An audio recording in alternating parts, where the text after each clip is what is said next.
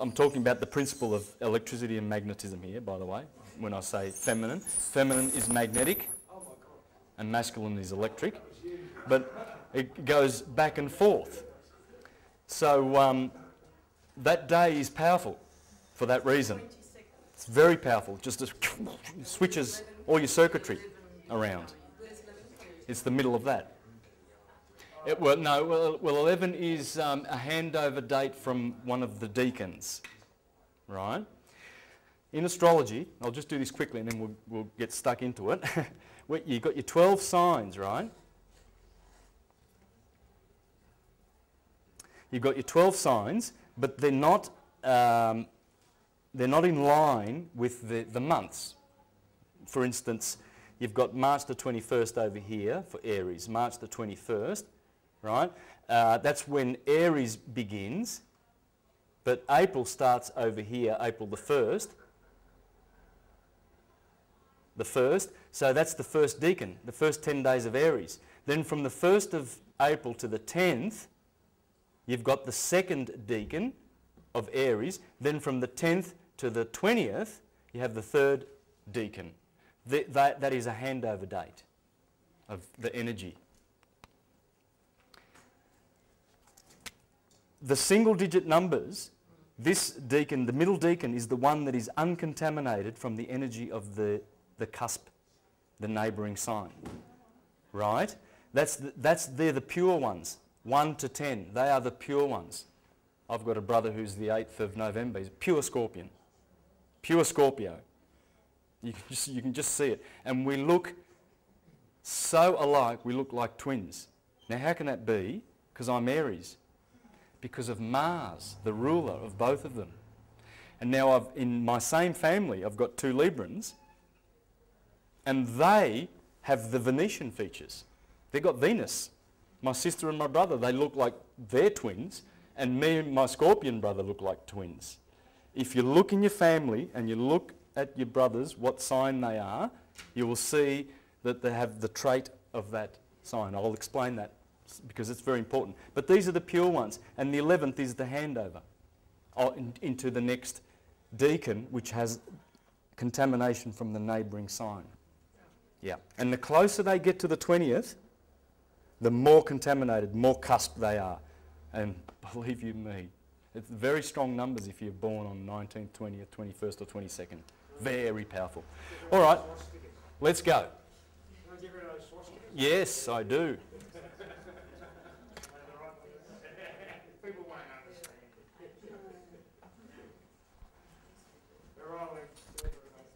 Okay, so where we left off was the science. We understood a little bit better the solar system, didn't we? The day, the year, and the great year. We understand them much better. Much, much better. Polarity of day and night, the enemy being the night.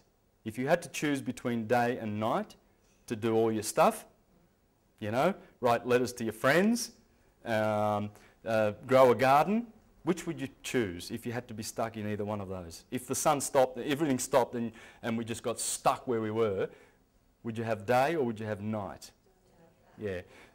Both will kill you, because if you're in the day all the time facing the sun, it'll be a desert within 30 days.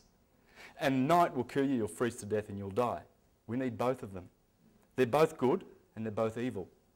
The sun can kill you in the desert, but the sun is your source of vitality and life. Without it, you are nothing. So you see that good and evil is not really good and evil. It's in principle. It's the principle of resistance. As the light comes out from the furnaces, the suns, that light has to have some resistance to be able to produce forms. Without it, it doesn't. It can't. And everything in the universe is electric and magnetic. Everything. Electricity contracts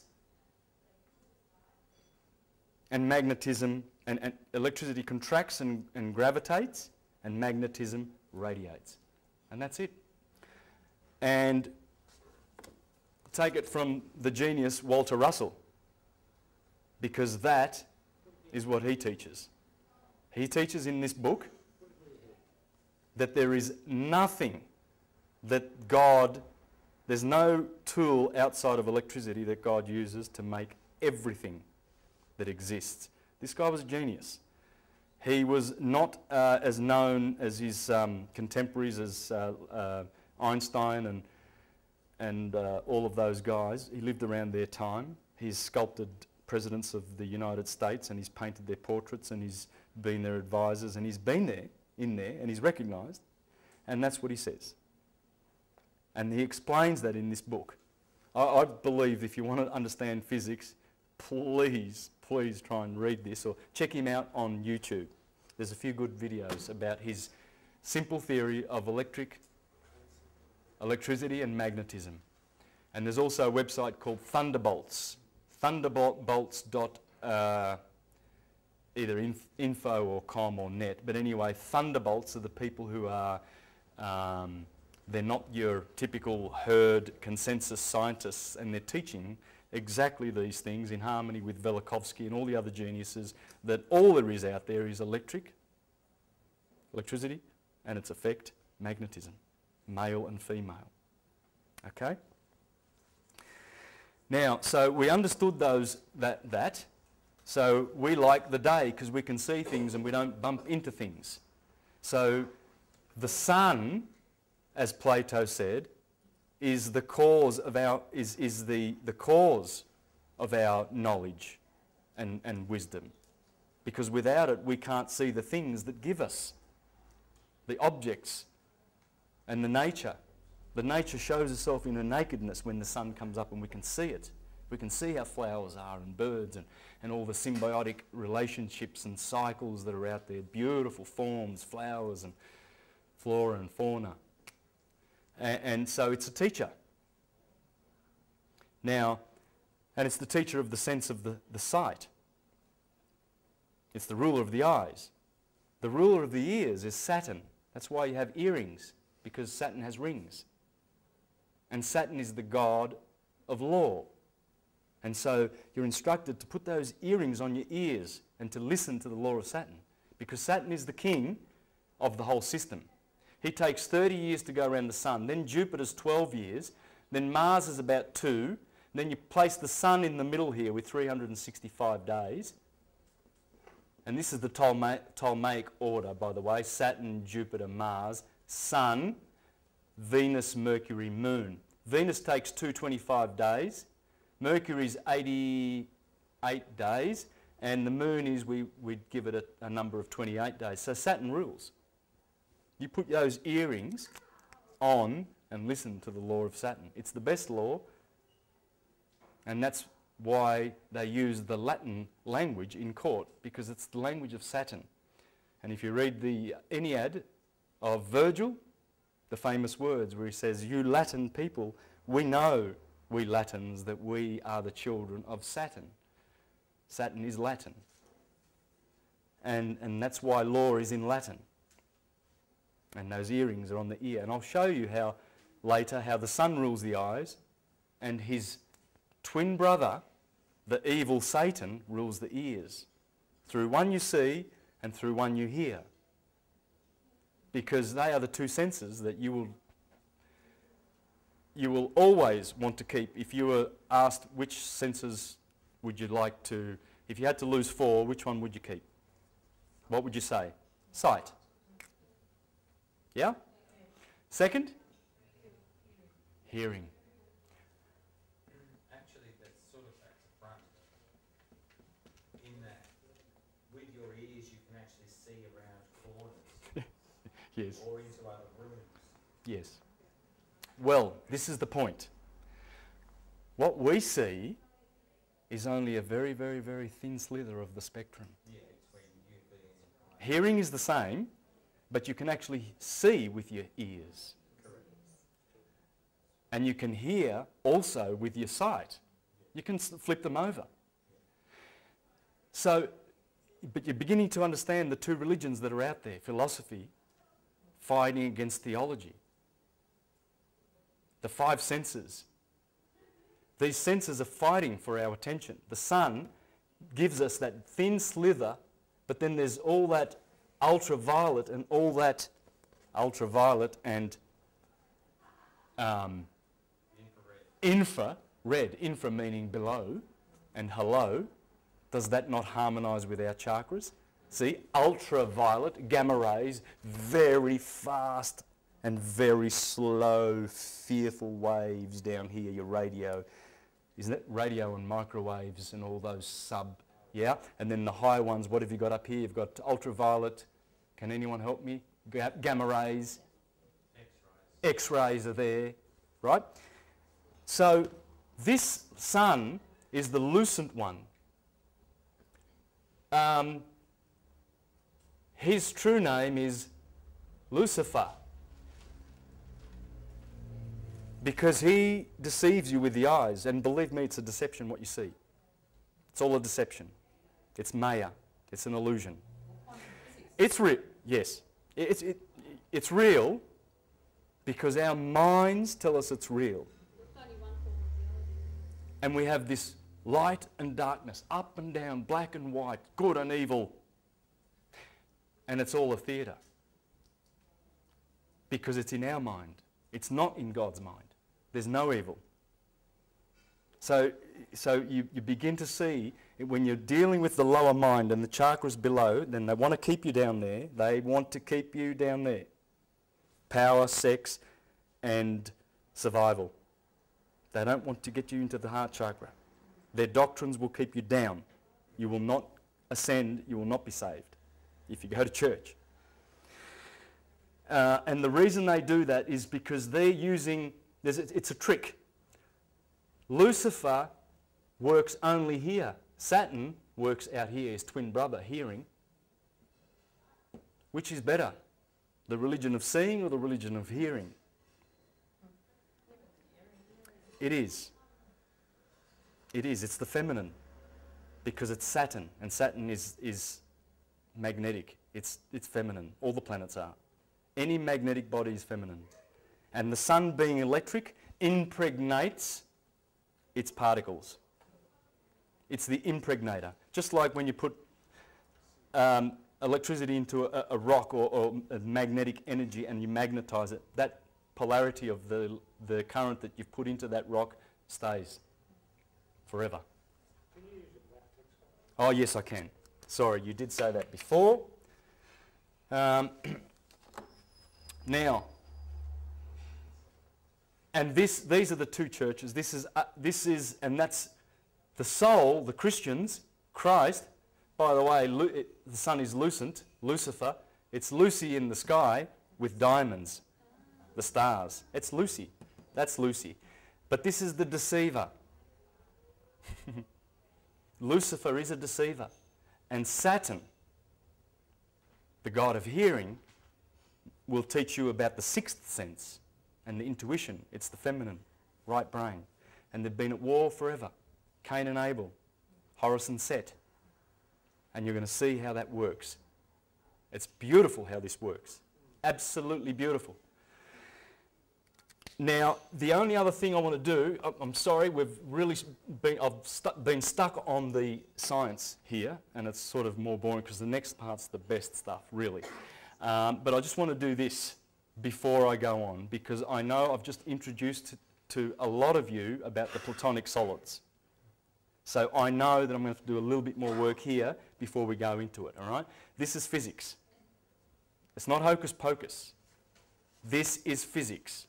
When you talk about fire, earth, well, what's your sign? Are you a fire sign? And people listening in get horrified because don't talk about this devilish stuff, astrology. This is disgusting. Don't contaminate me. It's science. It's pure science. Fire, air, earth and water correspond. I mean, I'd rather work with this than that, because this, I've put them, my niece was supposed to have a big A, one of these for me. And she failed. She rang this morning, she said, office works are closed, sorry. But she was supposed to have a big one because I knew I'd have this problem. But let me use this. There it is again. Ether. Below ether is fire or suns. All the suns and the stars that you see. And from those stars come forth everything in the material world, using either gas, liquid or solid forms. Because that's the only thing that atoms do. Atoms are God. That's what God is. God is atum, atoms. He's not over there, you know. He's not detached and apart from the nature. Outside of it, he's not. It's all of it. That's really not correct to have male there. It should be, it's hermaphrodite. Yeah, it has to be neutral. It's neutral. But you see it so often in Plutarch and Plotinus and all the Neoplatonic philosophers of the 2nd century that refer to it as he. It's this problem that we have from the Greek language that has 3 genders and stuff like that. But they don't teach that it is male or female, how we see it. It's the principle of electricity and magnetism. This is the 2 male and female polarities of everything in existence. Everything. Yeah, it's not sexual. No. And yet again it is, really. What? It's a whole, as Walter Russell says, that beautiful everything that goes on that is electromagnetic is God having sex. It's sex. Now,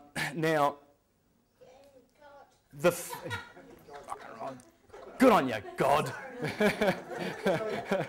you said about the atom before, Yes. the matter in an atom, or the matter in the universe fits in like a sugar cube or something, so it really doesn't matter. Yeah? Is that, you know, it's all space.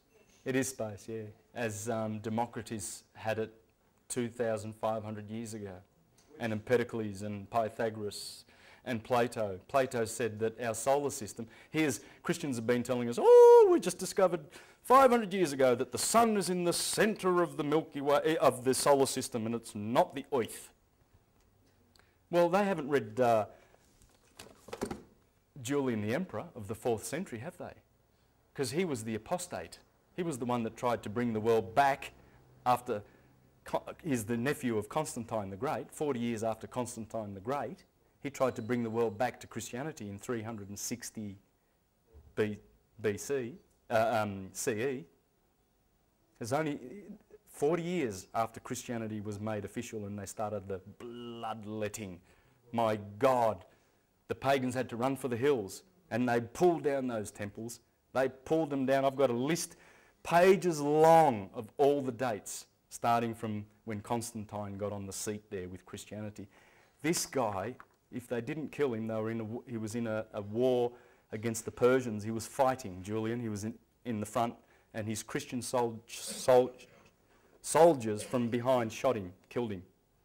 In 3 years, he brought the world back to paganism, and he wrote in here that the sun is the centre of the solar system.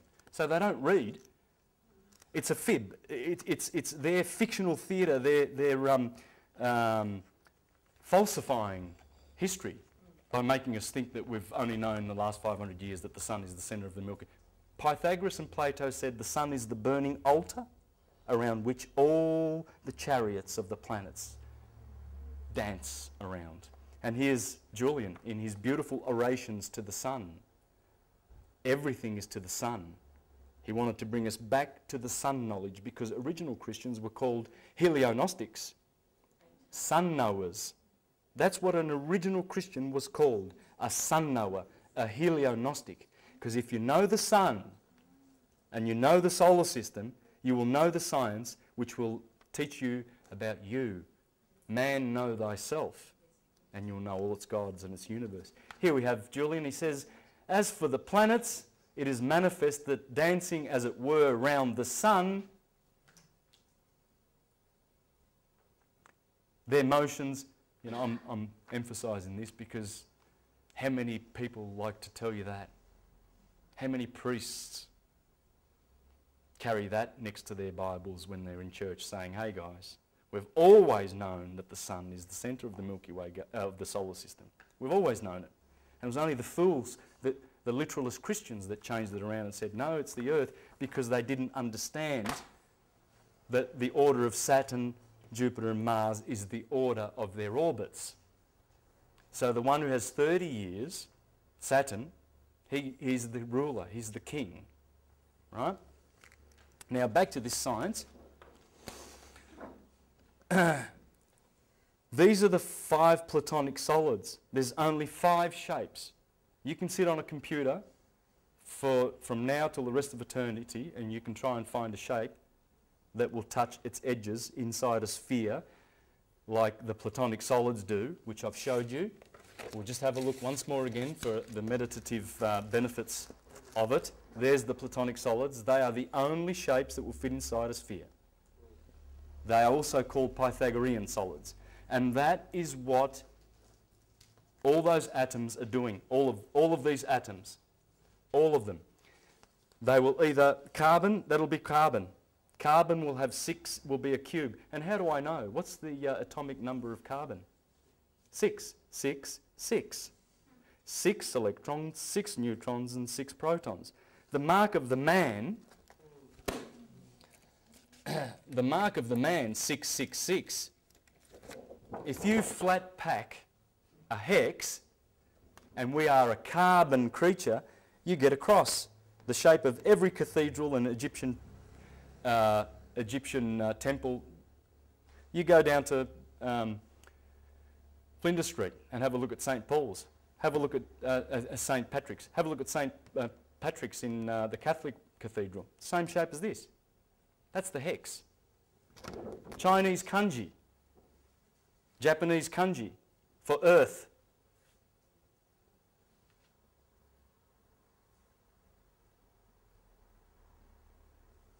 Have you seen it?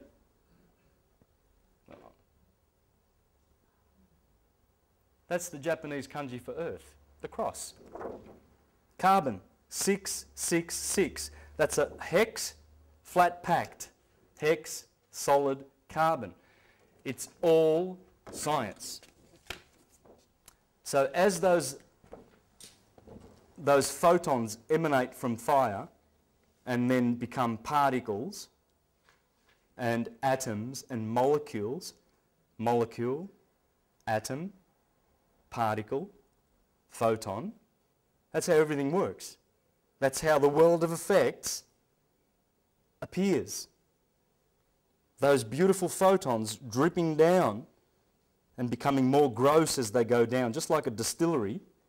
So when we come down, as Plato said, our bodies made of earth and water, we are 75% water, but the bones and the solid part of our body is what we call earth.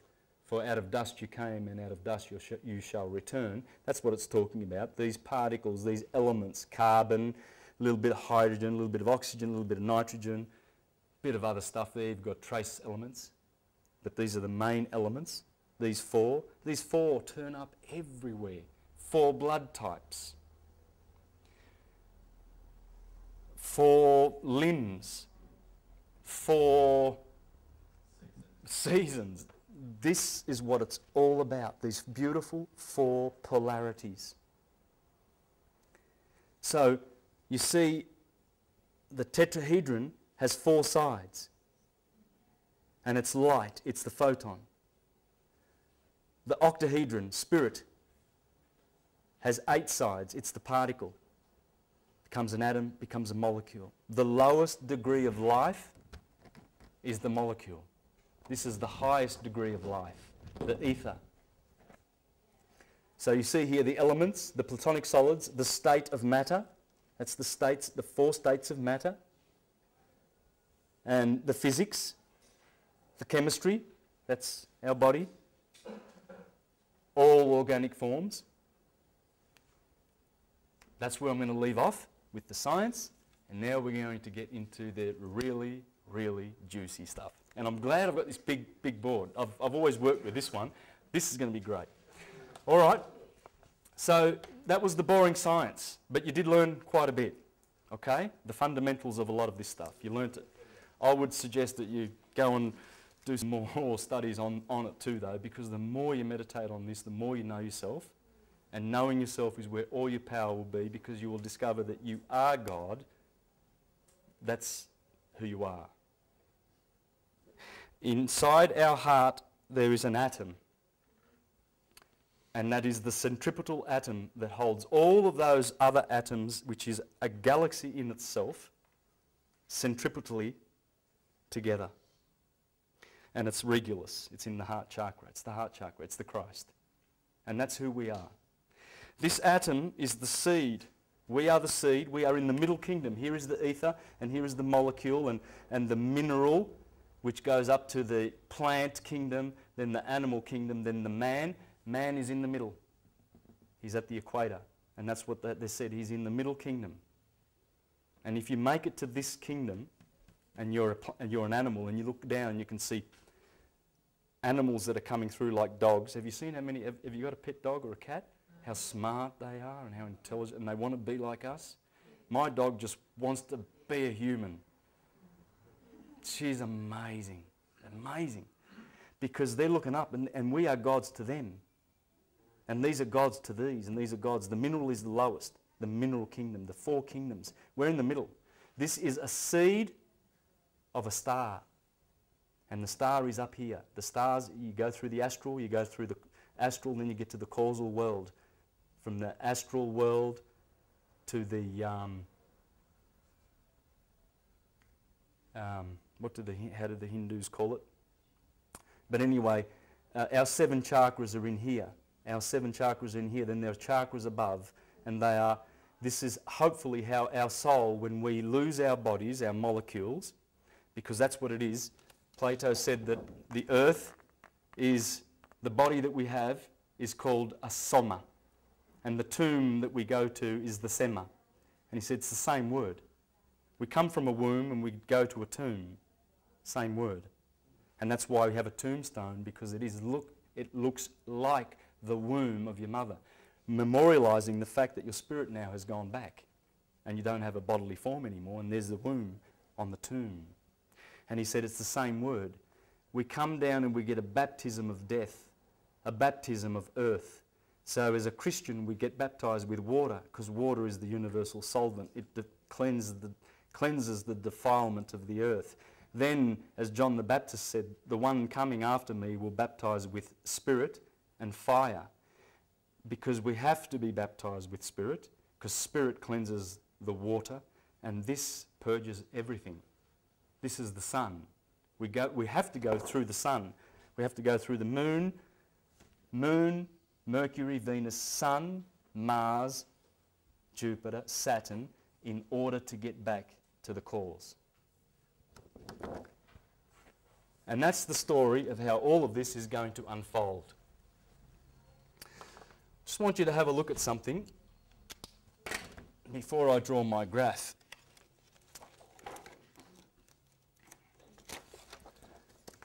Here is an ancient map.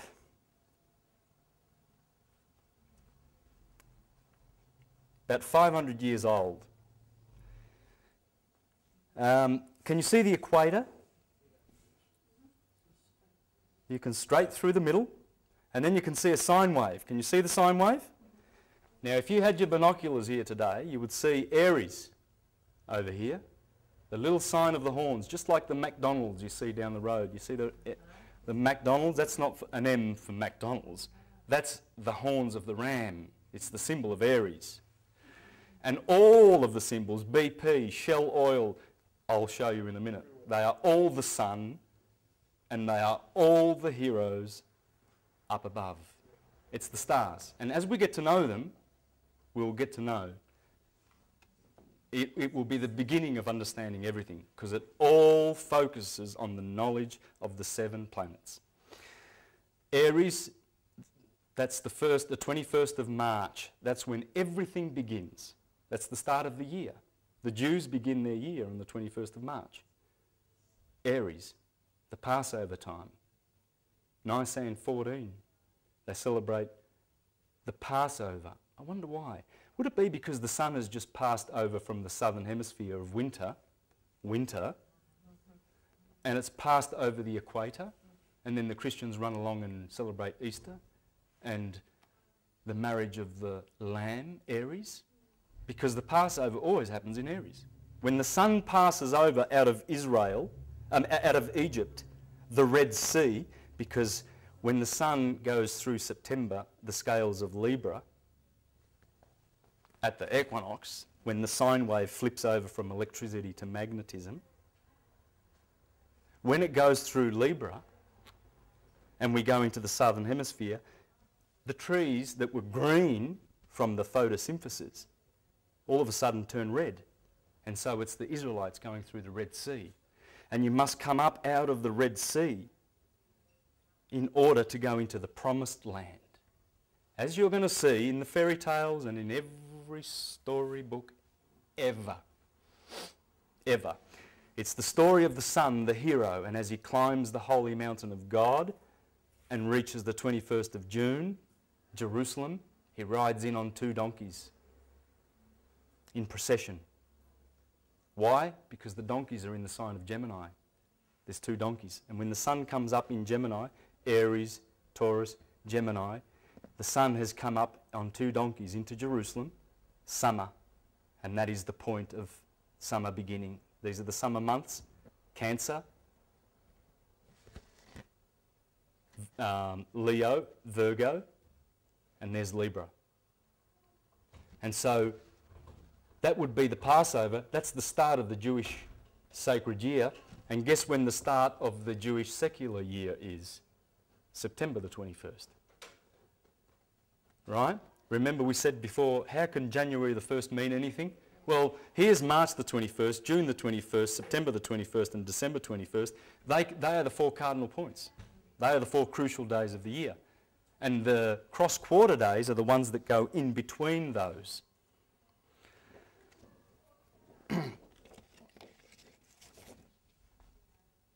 There it is there. 12 sections. That's the sky. And that's the path of the zodiac. And guess what? Rather than Aries being over here, they've got Pisces. Aries is over here. Does anyone know why that would have happened? Yes, because 2,000 years of processional slippage. We've been in Pisces for 2,000 years. That means what simply it means, on the 21st of March every year, look behind the sun, what's the constellation there? And that's the sign we're in for 2,000 years. So this Passover of the sun, the equinoctial crossing on the 21st of March every year, has not been happening in Aries. It's been happening in Pisces for 2,000 years. And we're going into the age of Aquarius. Next you'll see Aquarius over here, and it'll begin in Aquarius. This does not change the science of astrology. I will explain why not later. But I've just pointed that out to you. I wanted you to see that. This begins with Pisces. And the reason for it, because they've made concession for procession. There's the oath, and it's also 12 sections. I wonder why. So you don't notice this when you see these maps. You look at them and you go, oh boy, that's the way they did it. Well, I'm just pointing these things out to you because you're going to see how it all connects in about an hour and a half. Okay, so what we have is a beautiful big circle like this, and we have an equator. I'm doing exactly what I see on those maps, okay?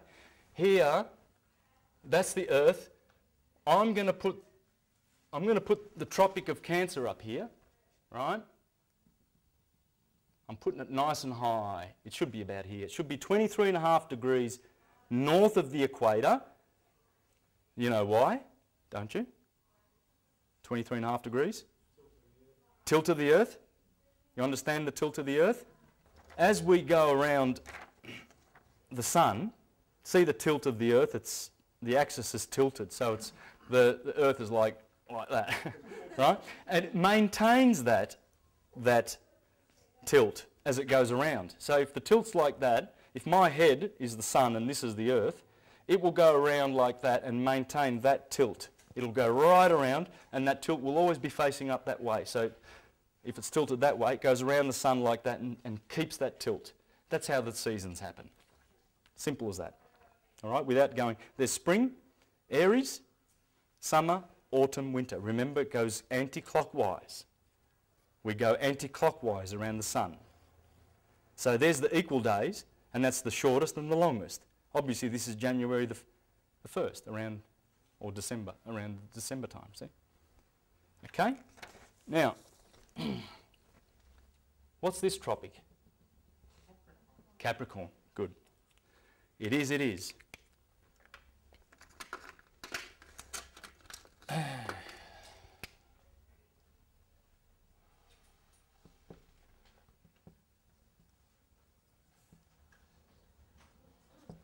Beautiful.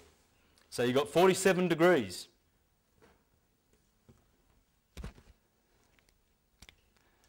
Now that sine wave. Let's follow the sine wave. This is the sine wave that happens from March the 21st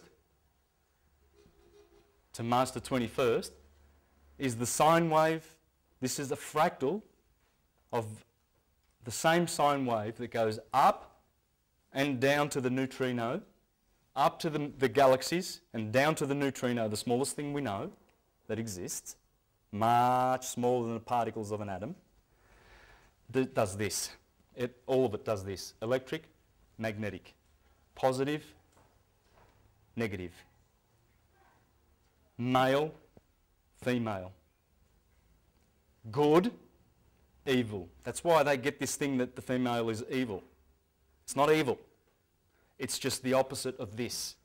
But this one gets the designation of evil because of its association with winter and the night.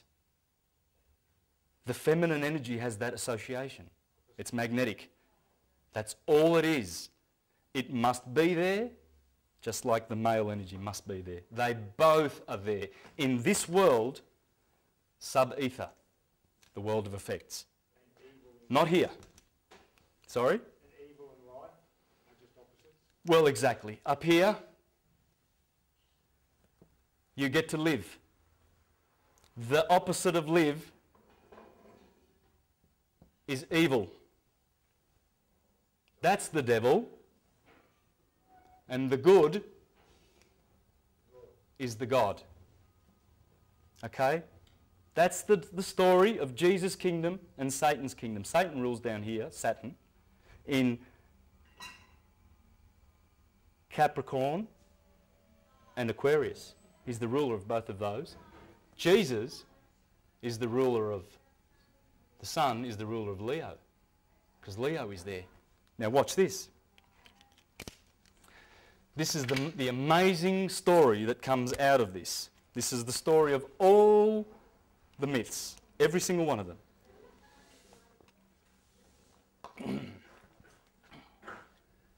So we have lush green photosynthesis for this part.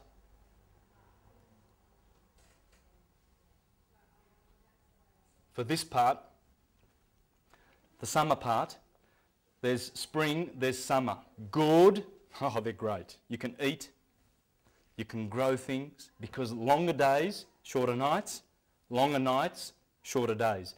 This guy is the bad equinox because he introduces you down and sends you down into hell. That's hell, that's heaven. Summer is heaven, winter is hell. How do I know that? Well, because you need to know your Latin. Winter, in Latin, is inverno. Hell, just take away that V and replace it for a sound that is very, very similar. Inferno. Okay, hell is cold. That's hell. That's Tartarus. That's the pit. That's where Osiris rules. That's where Satan rules. Good planets rule up here. The sun and the moon. Cancer. The moon. Jesus and Mary Magdalene. Ruling in the kingdom of heaven. Abraham and Sarah in the promised land. This is the promised land flowing with milk and honey. The Milky Way runs between Taurus and Gemini. That's the milk. In Cancer, there's an asterism called the beehive. That's the honey. So when the sun is in these months from March to September, it is in the promised land, in the land of honey. So when they see Aries coming up in the east, they go, thank God, because the Passover is happening in the sign of the Lamb. And on Nisan the 14, on the full moon, it's the marriage of the moon opposite the sun. The full moon in all her glory, Isis, being impregnated by the sun on the Nisan 14 when the Passover. And they celebrate it and they say, we are going into the promised land, the land flowing with milk and honey, and where you can grow and harvest in Virgo. These signs tell you about the agricultural year. They tell you about the gospel in the sky. They tell you what weather you're going to have below, what season it is. Why do you think Scorpio and Sagittarius and Libra are here? Libra judges the sun. Scorpio is the backbiter, November, winter. Sagittarius inflicts further punishment on the sun because the arrow of the centaur is pointing to December, the 21st, the solstice, the shortest day of the year. The last day of Sagittarius is the 21st of December. The fall, autumn, the fall. That's why it's the fall, because the sun falls in these months. They know these signs in the Northern Hemisphere. When they see the sun coming up behind Scorpio, it's the backbiter. He backbites the sun. He waits for him to be judged in the scales. Bang, November. You're dead. Middle day, Halloween. The cross-quarter days. Equinox, solstice. Equinox, solstice. Longest day of the year, shortest day of the year. Equal days. 12 hours of light, 12 hours of night. Well, equinox means just that. Equal, nox is night. So night and day, basically. And there's only 2 of those days. Funny how the ancients knew about those days. How did they know that that day was the day when the sun splits? Did they have watches that, clocks like, bang, that's it. That's it. It's got to be today. Who was checking this stuff? How did they know? This science has come down to us from the golden age of 12,000 years ago when Egypt was teaching true Christianity. Christ is the Son. Jesus is the Son. Amen is the Son. Satan is the Son. And I'll show you that in a minute. Now you see, remember, this also represents the day and this represents the night. So we put 6 o'clock over here, 12 o'clock over here, 6 o'clock over here, and 12 o'clock midnight over here. Make sense? This is a 24-hour clock. And we're going to bring it around on itself next. And we're going to show you how the wheel works. Now, as I said to you, when the sun goes down here, everything turns red. So these 6 signs here of Libra, Scorpio, Sagittarius, Capricorn, Aquarius and Pisces are the 6 bad months. These are the good months. These correspond to the Jewish menorah. This is the menorah of the Christians. They worship the kingdom of heaven with the Star of David on the top. People say it's the hex, it represents Saturn. It does. David is Saturn. But it's also Thoth, Mercury. Mercury sits here in Gemini. That's why they always put the Star of David. That, in anybody's book, is hermaphrodite. Male facing up and the womb of the woman facing down. That's feminine, that's masculine, that's a hermaphrodite, that's Mercury. That's why they have Star of David up the top there. And that's the Jewish menorah. 1, 2, 3, 4, 5, 6, 7 that correspond with the 7 planets, the Elohim. The Elohim in Genesis chapter 1 say, let us make man in our image. Why do they make man in our image? Remember the the patterns I showed you that they make in the heavens? Remember? Well, all those patterns are Fibonacci patterns. Now, my name's Bonacci, so Fibonacci, if you know who that is, that's 800 years ago. Leonardo Bonacci gave us his numbers, which is 1, 2, 3, 5, 8, 13, and so on, right?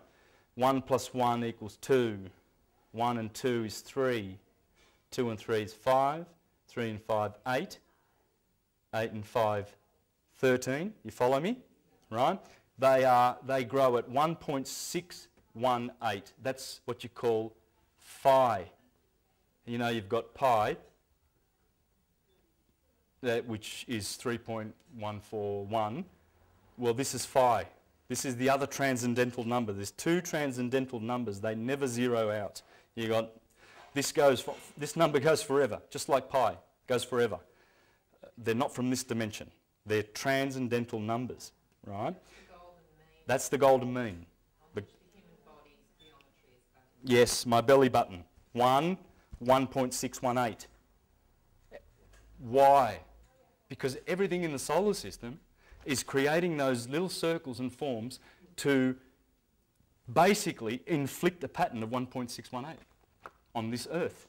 Therefore, everything has those proportions. There it is. And pinecone, DNA. The DNA, 21 angstroms across the short wave and 34 the long wave. Well, that's just Fibonacci numbers, because 22, 8 and 13 is 21, and the next number's 34. Well, that's what the DNA, I just read the angstroms of the DNA. So the DNA are doing this spiral. This is not a spiral, by the way. It's a helix. It's not two-dimensional. It's three-dimensional. It's going around like this sine wave. It's spiral. It's like a torus, like the energy flowing through our bodies. Got this torus field, okay? Leonardo da Vinci knew about it. The Mona Lisa. The Creator knew about it because our eyes, our face, all the positions of the organs and whatnot on the face and everything have Fibonacci harmonics ratios. There's the Milky Way galaxy. The galaxies are doing it. Spiraling out with a Fibonacci number, with a Fibonacci spiral. It's everywhere. As I said, the neutrinos doing it. There's the apple, the pentagram in the apple. There it is there.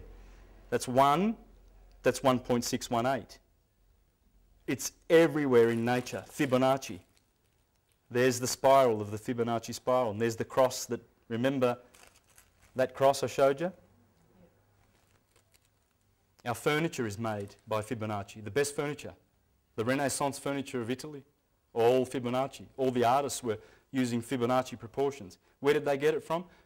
Pyramids. Pyramids is all phi. It's all phi. All of it. There it is there. 2, 3, 2, 3, 5, 5, 8, 8. Count all the keys, 13. Petruvian Man. Photographers know where to place their objects with the Fibonacci spiral to get a perfect photo. There is a woman in the ocean flicking her hair back, and they've superimposed the Fibonacci grid over the top of that. And guess what? Perfect Fibonacci. Flick back of the hair, and the spiral fits right over the top of that. Plants are doing it. There's your DNA. Okay. Stock market, yes. You're going to see some interesting stuff about the stock market here, man. Why they crash the stock market always here when Libra hands over to Scorpio.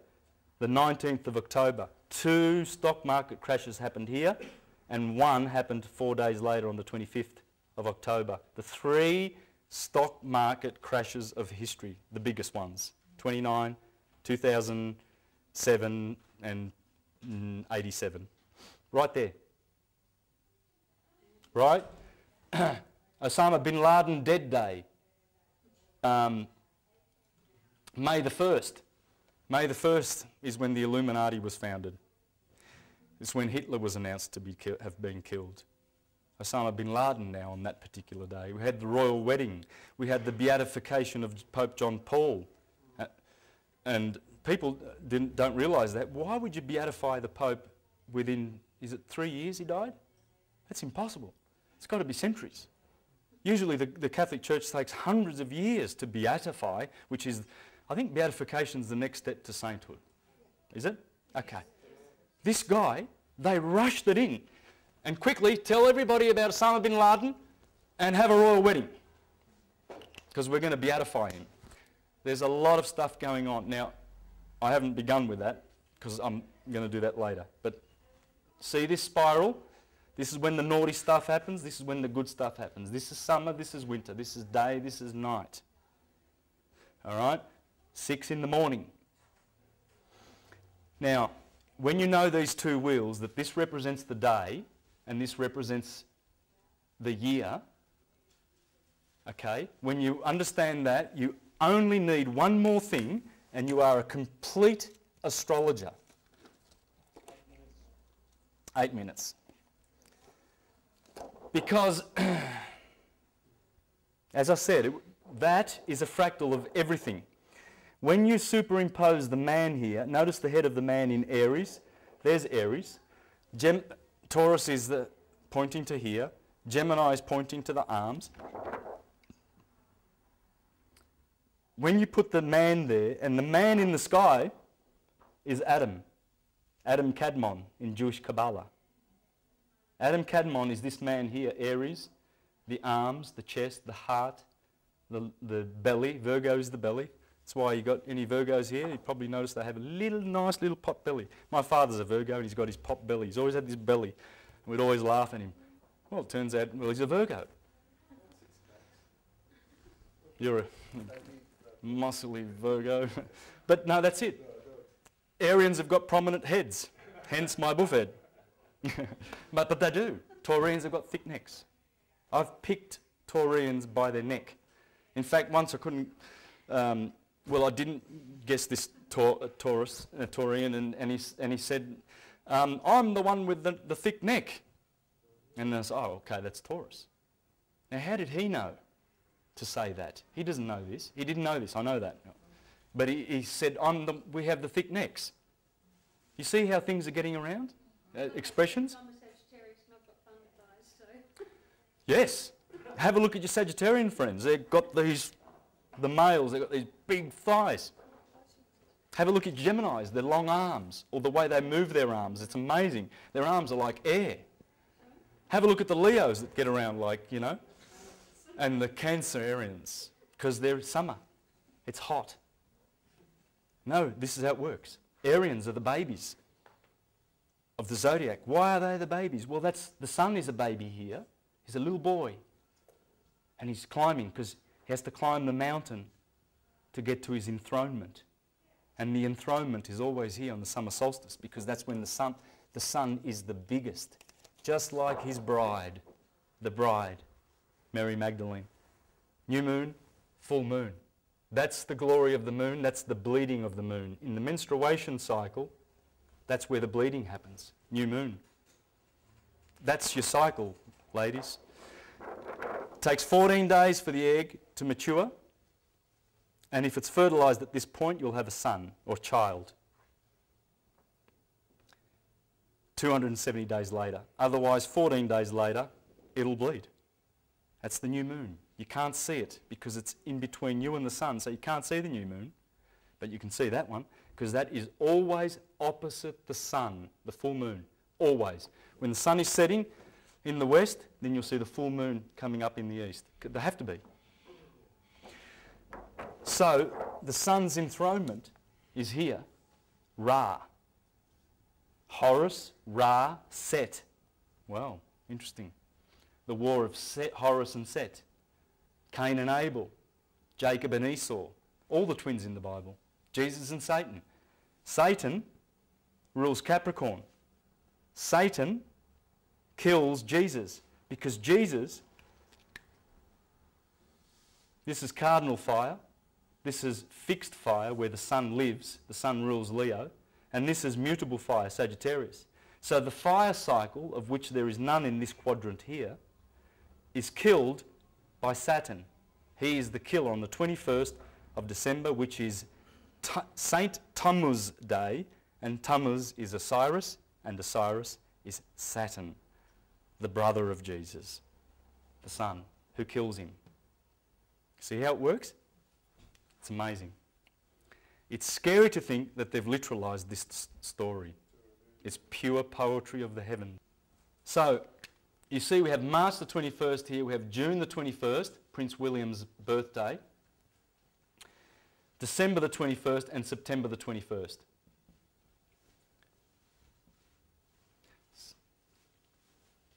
Everything starts here. Everything. Remember, it's the head.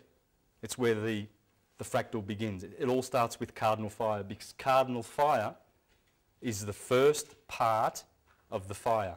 Cardinal is the beginning signs. They are the door openers. Cardo in Latin means hinge. When the sun passes those days, it crosses over those days, or passes over. That's why there are 4 crucifixions in the Bible: Matthew, Mark, Luke and John. Because they are crossifixions, crossovers. The sun is crossing over. It's being crucified on the cross of matter. What's that the symbol of? The earth. The symbol of the earth? Oh, okay. Do you think they knew something? It's this science. It all goes back to the science. That's the symbol for the sun. Okay? Target. Just you watch how many symbols of those Illuminati corporations have to do with the sun. I'll show you, that's going to scare you. It's scary. It really is scary what they're doing subliminally.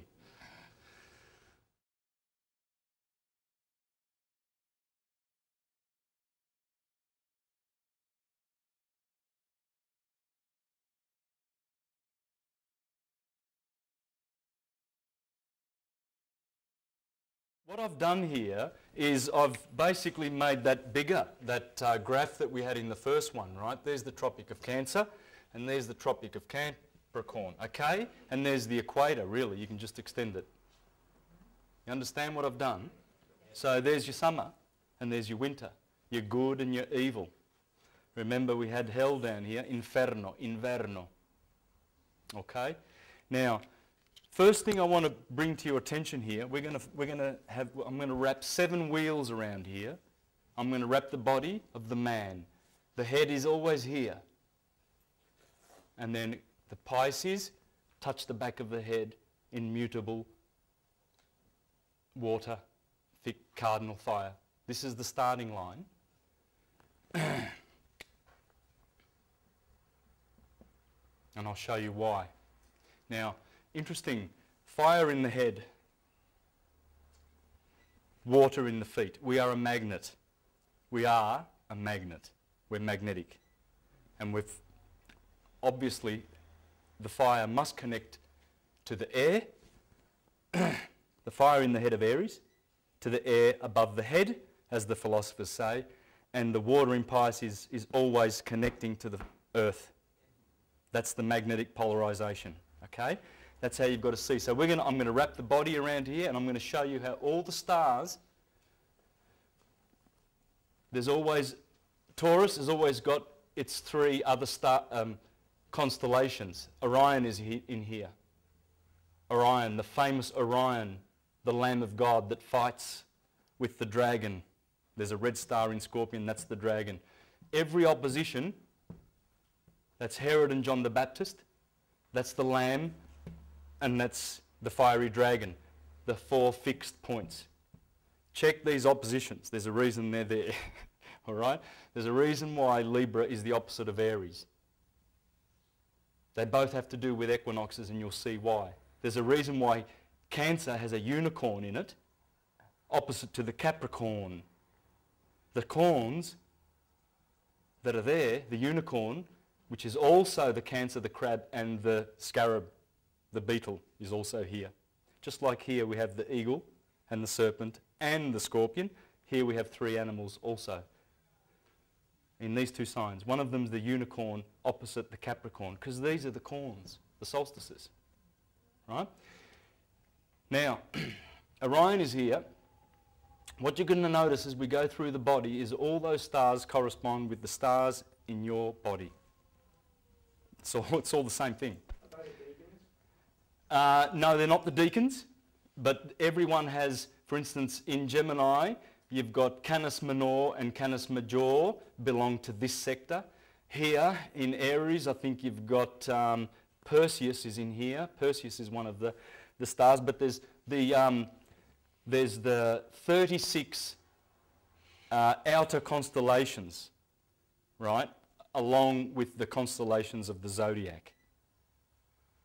There was 36 of them, so you need to know those ones too. You don't need to know them, but as you learn, you realise Orion is in there. It's important to know that Orion is in, and you'll see why later, okay? But I'm going to wrap the body around here. In a minute, we're going to do the agricultural year, and we're going to see if those signs, we're going to pay attention and see if any of those signs happen to correspond with the planets, with the seasons below. I wonder why the bull is there in April. Let's see if we can work this out. I'm going to wrap 7 of these wheels around this, and you will see the tarot is here. The tarot is the 12 cards. There's 22 cards in the tarot, and the 10 bodies, including the Earth, Uranus and Neptune. This is what the tarot is based on, guys. Kabbalah is in here. The Hindu system is in here. The Mayan system is in here. Everything is in here, right? The tarot, which comes from the Torah, which means the wheel. This is the Torah. This is everything. It's Aphrodite's belt. It's King Arthur in the Round Table. There's just 12 knights. That'd be Lancelot.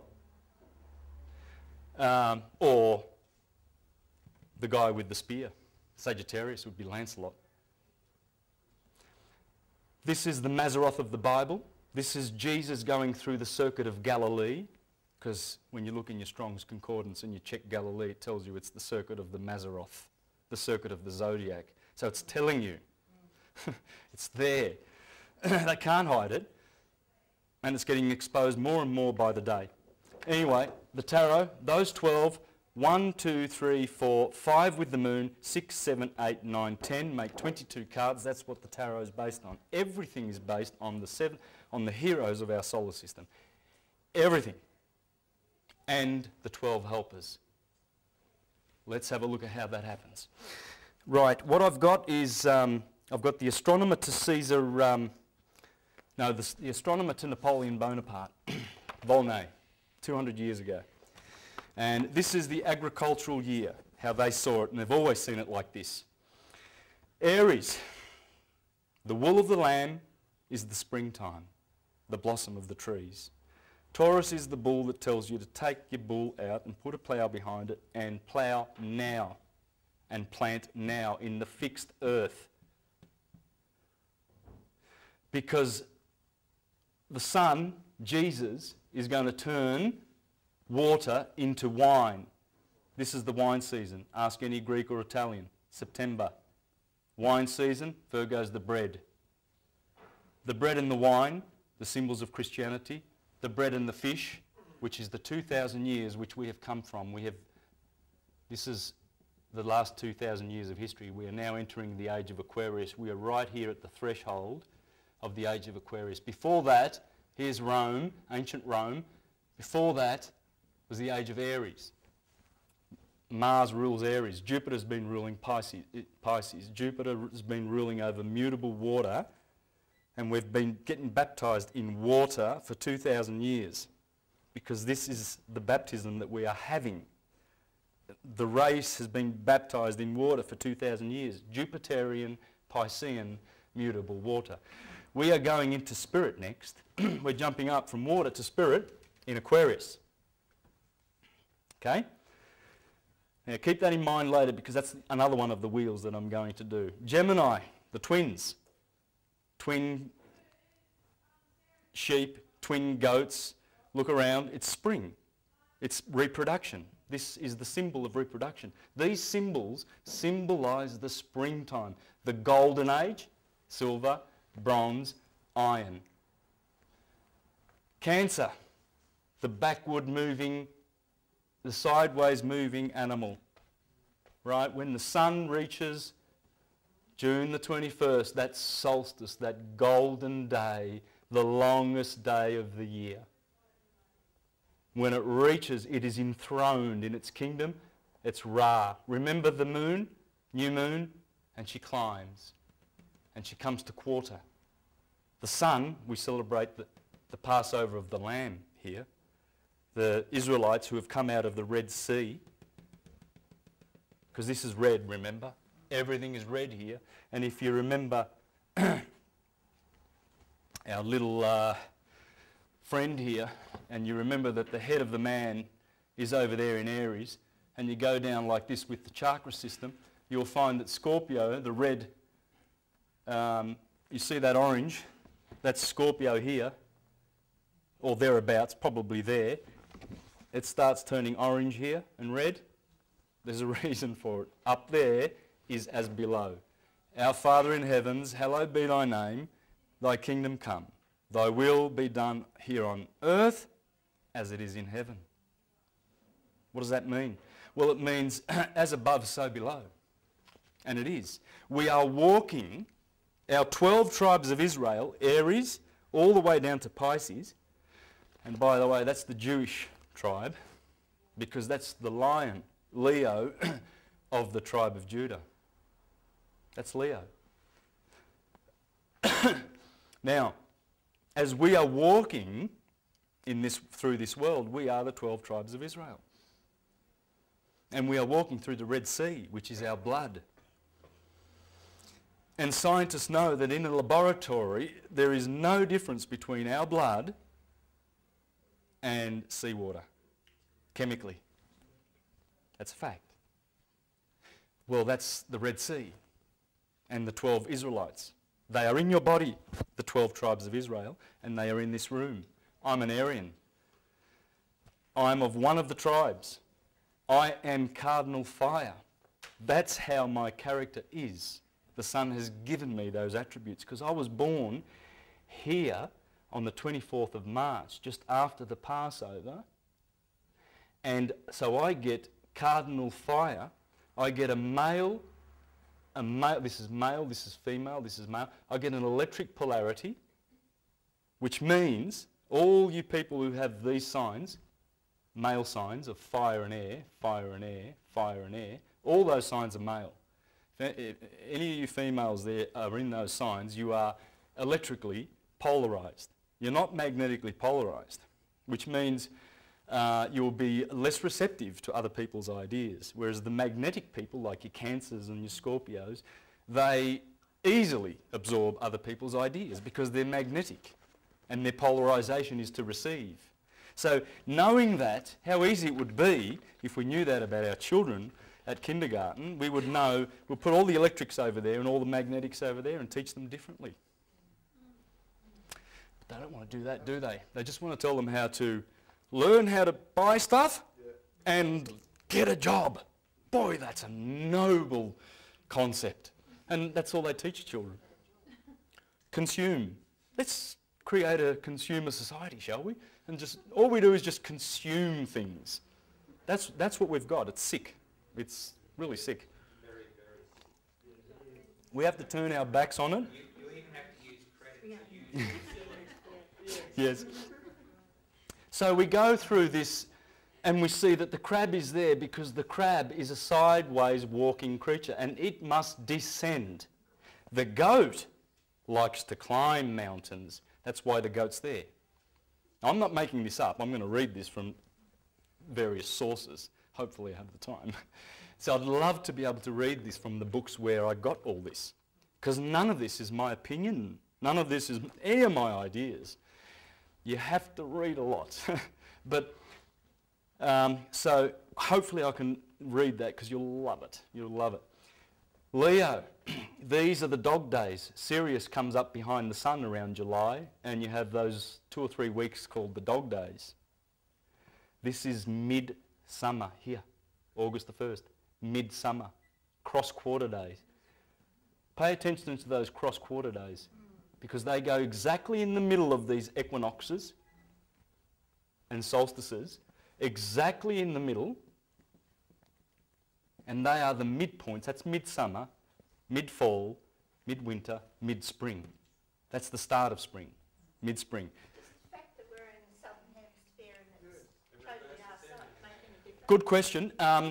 The point is, people, no, it doesn't change this at all, because the pulse, remember that sine wave that goes through your body? I showed you the serpent going through Libra, the kidneys, and then at the feet, magnetic feet.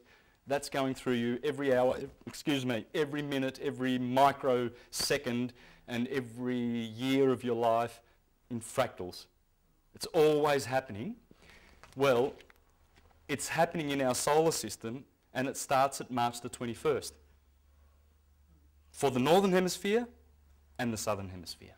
Regardless, it's the position when Aries happens here, that's March the 21st, the spring equinox, that's the solstice. It goes anti-clockwise, remember, our Earth. It maintains that tilt and gives us the 4 seasons. These are the cardinal points of the 4 seasons, but in the middle of them is the middle of the season. So that's why you see fixed fire here. Of course you're going to have fixed fire over here. You can't have fixed fire over there, it's winter. You see how it's based on science? The sun rules Leo. He's the boy of hot. Opposite him is Saturn's kingdom, Aquarius, the boy of cold, Satan, Jesus. He rules the underworld. He is Neptune, Saturn. He is Osiris, the god of the underworld. Horus is the guy of the horizon. Horus is the guy of the horizon. Horus. Ra is up here because that's when the sun radiates the most. The rays of the sun are so powerful in summer. This is when Hercules mounts his throne, when Achilles comes back to get his throne. This is when Jesus enters Jerusalem on the 2 donkeys, Asinellus Borealis and Asinellus Australis. The 2 twin donkeys, that's why you read the Gospels and you hear about Jesus riding into Jerusalem on 2 donkeys. How do you do that? Wait, hang on, wait. Slow down. Because look, as the sun strolls in, this is a procession. This is Jesus, and they've got the palms in their hands, Palm Sunday, and all these, because the sun is coming to be enthroned. But then the sun must also be betrayed. And he does get betrayed by the 3 betrayers. There's no fire in this quadrant. Well, that's even worse. This really betrayal of the sun. Why? Because in astrology, every planet has a ruling house, a detriment, a house of detriment. That's the ruling house of the sun. This is the house of its detriment. Down here, the sun suffers. It's winter. It's all based on nature. And this is astrology, people. It's based on pure nature. This will help you understand astrology. It also has its fall and exaltation. Well, now that we know about this sine wave,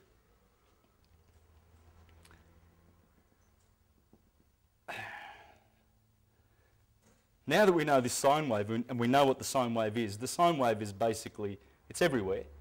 It's in the yin and yang symbol. It's in the figure 8. It's in the letter S. It's the swastika. It's the cross. It's all the religious symbols. All of them. Would it also be eternity? Yes. 8. The number of eternity, because there's no, where do you start? Where do you start, right? It comes from this. And when you understand this, and you realise that the sine wave is doing this, you will understand why the planets have all these things. If the sun rules here and its detriment is here, where would the sun's exaltation and fall be? So we've got established its ruling house, and we've established its house of detriment, because it makes sense, doesn't it? Here is midwinter, right? Where would it exalt? Does anyone know from their studying astrology? Just from your studying astrology, which is the sign of the exaltation of the sun? It's going up, you're right. Aries, thank you. This is the exaltation. This is the fall of the sun, Libra. Now, what do we know about Satan, his evil twin brother, who teaches us to listen to the church of listening instead of the church of seeing? Well, a twin brother over here, this is his ruling house, Aquarius. This is the detriment of Leo. This is the exaltation, we're talking about Saturn, sorry. This is the ruling house of Saturn, Satan, Jesus' brother, his twin brother. This is the detriment of Saturn. This is the exaltation of Saturn. This is the fall. So you see, it is science that there is an opposition in nature. It's pure science. He's the father of electricity. He is the father and the ruler and the god of magnetism. Volney. Thus the Ethiopian of Thebes named stars of inundation or Aquarius, those stars under which the Nile began to overflow. Stars of the ox or the bull, those under which they began to plough.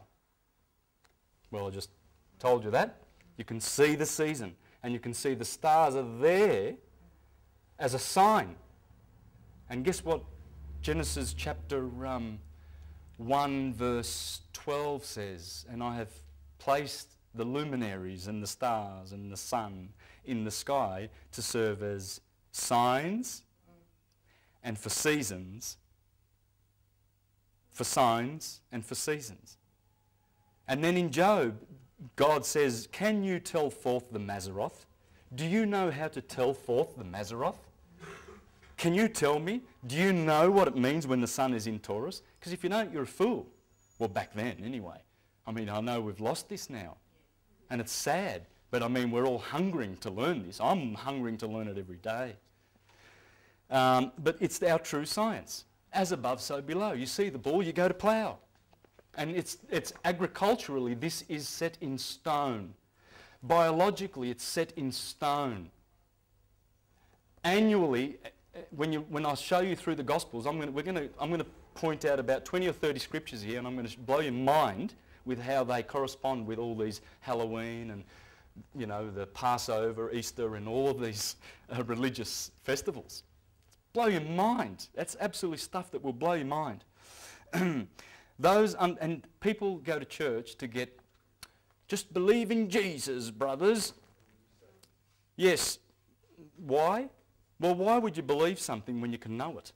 I mean, in order to speak English, how much belief do you need in it? None, because you know it. So in order to speak a language, you need to know it. This is a language. And they're not even teaching that. They are the blind leading the blind. And that's why they say, you must be like sheep, brothers. Why would they ask you to be sheep-like?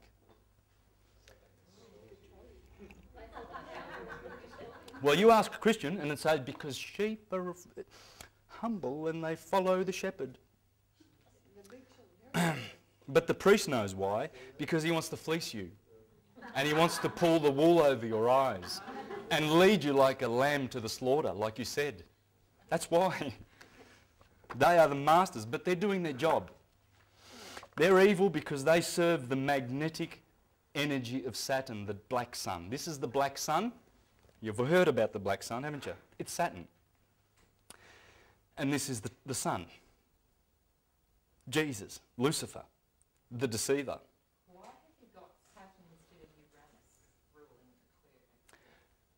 Uranus also is here, and Pluto and Neptune, but they are in a different octave.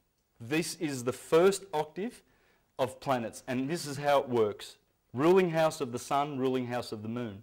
And then in descending order you have Mercury, Venus,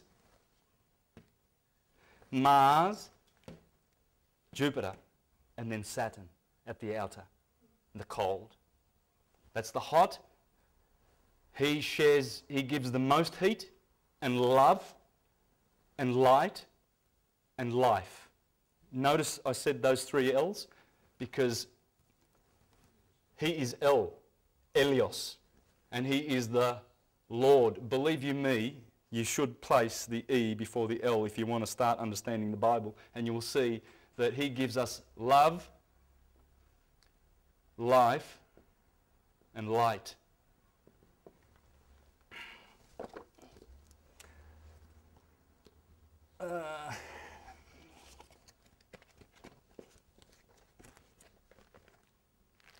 That's who it is. The feathered serpent.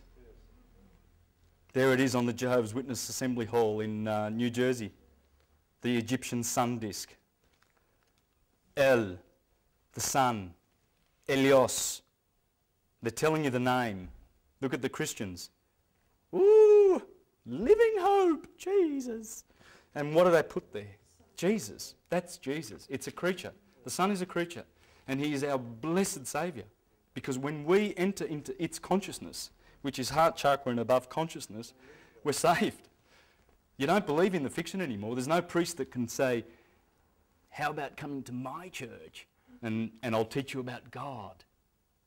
They're deceivers. And they won't teach you about the truth. They put it in your face. That is yes. Yes. Our positive Saviour, the Son. Because you must come to the Son to be saved. You cannot get to the Father unless you are saved by the Son, because it's that baptism in the pineal gland of fire, and hence the fire above the head of the Christians at Pentecost, cross quarter day. This is when Pentecost happens, when in Acts, in the book of Acts, they get a baptism of fire and they're speaking in tongues. That's the baptism of your pineal gland just gone. It's just exploded and you're in the Christ consciousness and saved. That's what salvation is. Now, back to our little friend Volney.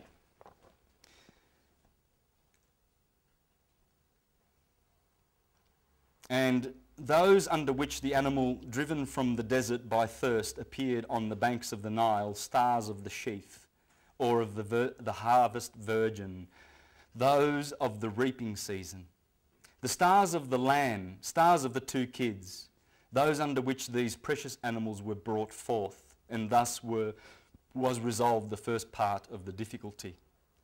In the same manner he named the stars of the crab, those where the sun, having arrived at the tropic, retreated by a slow retrograde motion like the crab or Cancer. He named the stars of the wild goat or Capricorn, those where the sun, having reached the highest point in the annuary tract, rests at the summit of the hoary gnomon and imitates the goat, who delights to climb the summit of the rocks. The goat has the job to climb up. He named the stars of the balance or Libra, those where the days and nights, being equal, seemed in equilibrium like that instrument. The stars of the Scorpion, those where the certain periodical winds bring vapours burning like the venom of the scorpion. Now, I've got a few other sources, but I've done them in other presentations, and I don't want to repeat information. I like to bring new information out all the time, but I can go on and I can read many of these stories where Aries is the spring, the blossom, plough, generation, sliding down of the sun, midsummer, there is the sun, Virgo, holding the sheath of grain in her hands, and the virgins go out to pick the harvest, the bread season. Libra, Why is there always an association with the winepress and vengeance? In the Bible it says, and I shall press them in the winepress of my anger. Well, it's the Son in his burning anger, and he turns those grapes into wine, and they are pressed every year. And that's why in one of the Gospels, after the crucifixion, the last thing Jesus says, it is finished. Here he says, Eli, Eli, lama sabachthani. Eli, Eli, why have you forsaken me? Because it's the coldest, shortest day of the year. Here he says, God, why do you struggle against me? And then God, every gospel says something different. In fact, Porphyry busted the Christians through 1700 years ago. He busted them. They burned all of Porphyry's books because he was teaching that you have to be vegetarian to get to God. He was, because, and of course, that's going to disturb a lot of these meat industries that are run by the corporations and telling you that you've got to get iron and protein from your meat, which your body can't do. Simply can't do it. Simple as that, of course. Yeah, and these guys, Porphyry, Plutarch, Pythagoras, Einstein, Leonardo da Vinci, Plato, who else was a vegetarian? And who else do they poo-poo and tell you, oh, they're from the devil if you go there? It's like I was saying before, you don't need to believe in English to communicate in English. You need to know it. And that's the reason why with astrology, people that poo-poo it, it's a language. If you don't know it, you don't have to believe in it. So hence, why would they? The question is futile. Do you believe in astrology? This guy busted them. He says, and you ought to read The Christians as the Romans Saw Them. Great book. Celsus, 100 years before Porphyry, they burned his books. These are the fragmentary remains. We get these remains from this one, from Origen, the church father, and these fragmentary remains from other scraps on Porphyry. Thank God we've got these. Thank God we've got Julian's book, the emperor. Remember I told you about him 40 years after Constantine? Against the Galileans. He calls them, he says, I am now going to expose their fiction to you. That's how he opens his words. Opening words. Julian, poor man, what he tried to do when he saw that Christian onslaught. The time has come, this is the opening words, for me to say for the benefit of all how I discovered beyond any doubt that the stories of the Galileans are the inventions of deceivers and tricksters. For these men seduce people into thinking that their gruesome story is the truth by appealing to the part of the soul that loves what is simple and childish. It's the stupid mind of the lower. The Octavius of Marcus Minucius, Felix, Celsus, Julian against the Galileans. I beg you to read these. These guys were busted back then. And I'm busting them now. But he said, your Gospels, why does the Son say something different every Gospel? Why does he say it is finished here? Well, because it's the wine season. Just previous to him saying that, they gave him vinegar. So the Son was given vinegar at this time, because when you squeeze those grapes and squeeze them and squeeze them and squeeze them and squeeze them and squeeze them, eventually you're going to sip that wine and it's vinegar. And in Egypt, when that moment came here on Judgment Day, hello, the Jews call this Judgment Day, judgment, the wine, he would taste that, ooh, and he would stand at the temple and he would raise his glass and say, it is finished. It's finished. The wine's finished. Let's start again. Thank you, Son, for the bread and the wine. Jesus, he feeds the masses and they celebrate the bread and the wine. That's what it means. It is finished. Why have you forsaken me? Why do you struggle against me? Anyway, it's in here. I can read that to you later. I'm not going to look for that because I want to sort of plough through this before we have to wind it up there. Now, so we see here that the story goes like this. The hero always begins his path here on the 25th of December. Do you know why the 25th of December? Because the sun moves forward to spring. Yes. When the sun reaches this point, for 4 days, there's a period where the sun does not move on the horizon. The sun is doing this. On the horizon, there's 47 degrees on the horizon. So it's going summer, autumn, winter, spring. Summer, autumn, winter, spring. So you see you've got summer over here and winter over here. These points are the solstices.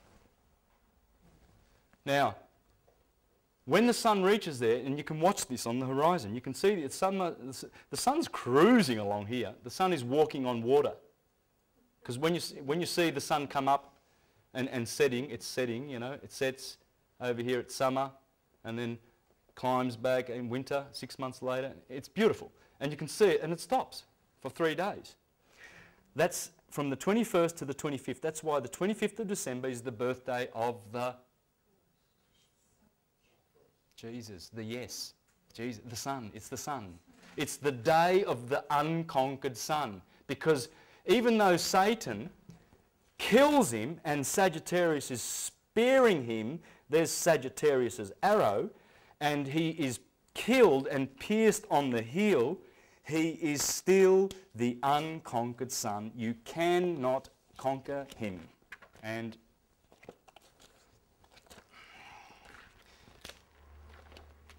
there is the hero dying with there's Hercules.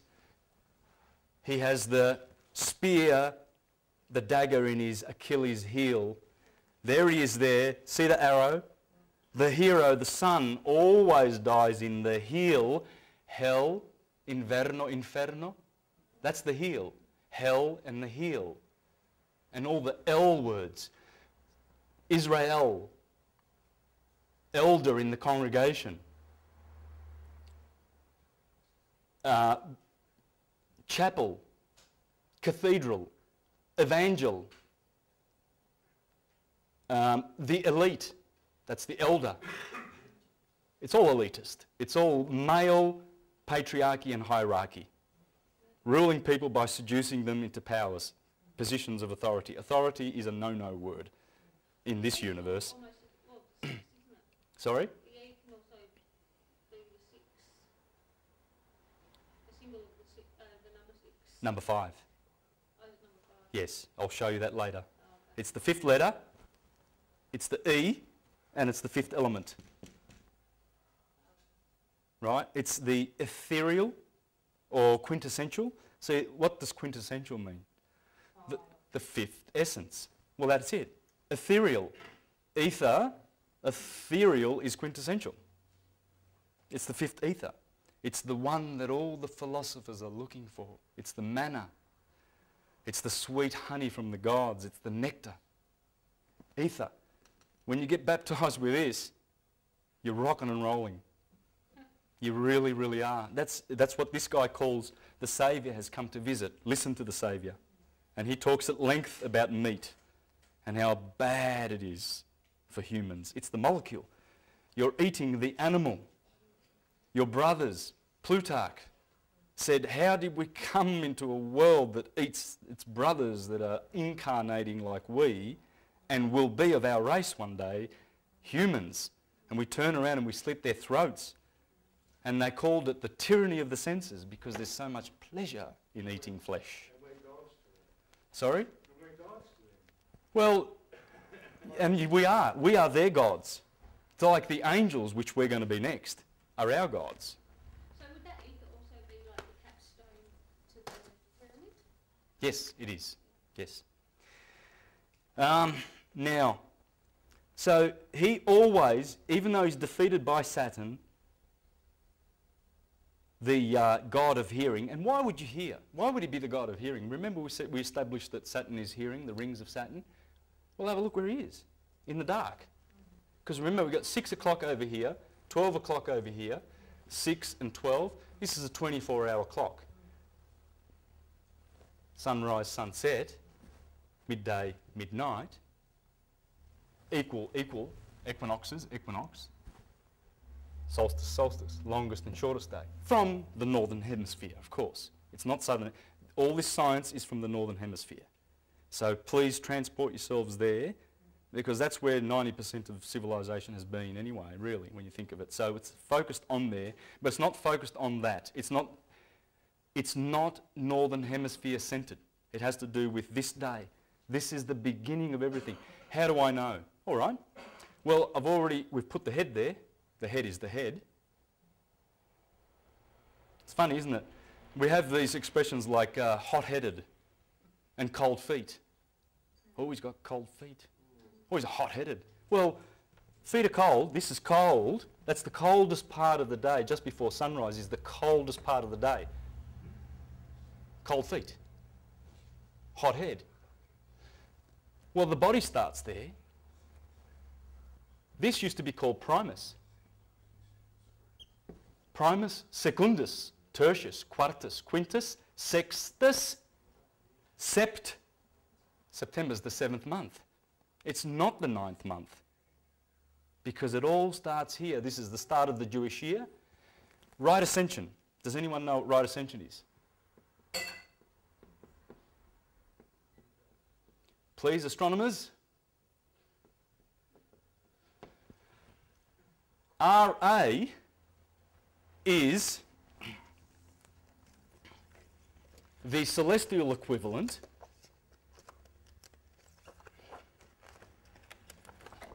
of longitude. See these lines? Where do we get our longitude from? Where does it start?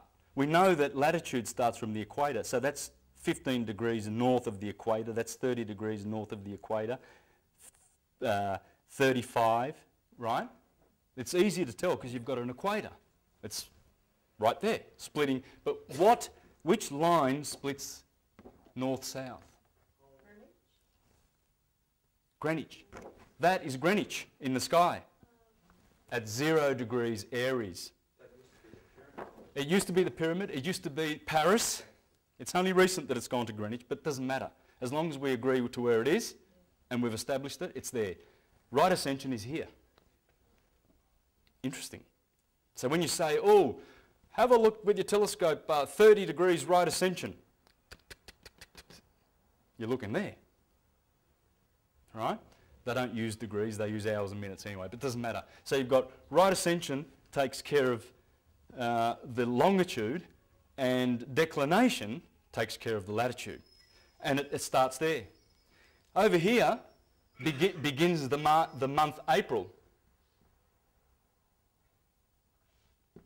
Does anyone know what apri means in Latin? Any Italians? No? Aprire. Aprire. You open the door. It means open. Why would that mean open? Because here is where the opening is to the kingdom of Ra, Raymond, the radiator, the regal one. That's how you say king in Italian. That's how you say king in Egyptian.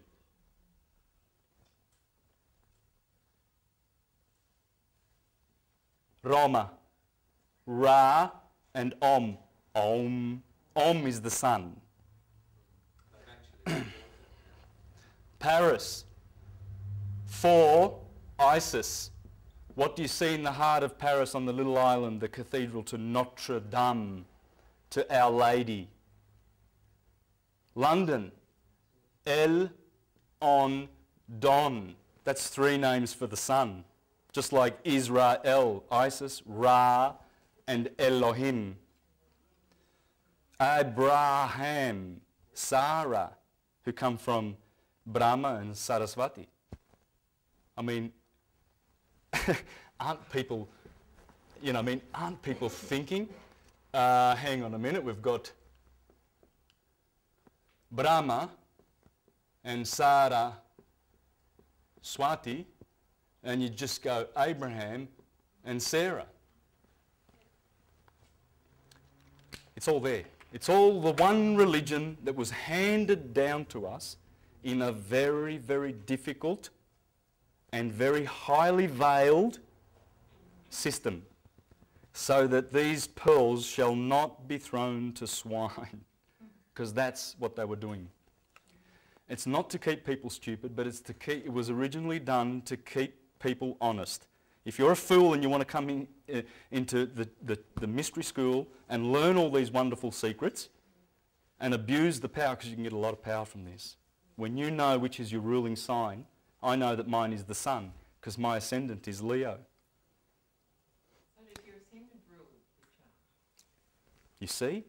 How many people who know astrology don't know that? We should know that. Yes, it's the ascendant. That's why it's so important to know when you were born, the minute and the second. And they've stopped us doing that in the hospitals. It's just, get that baby out, slap him, inject him with some immunisations, and quickly, we need a birth certificate signed. We need to inform quickly, get him in the system, come on, hurry up. And they get a spot fee of $2,000 for doing that. Did you know that? Yes. Because they want you in the system straight away. They don't want you to know this information. You've got to know the time you were born, the time of your birth.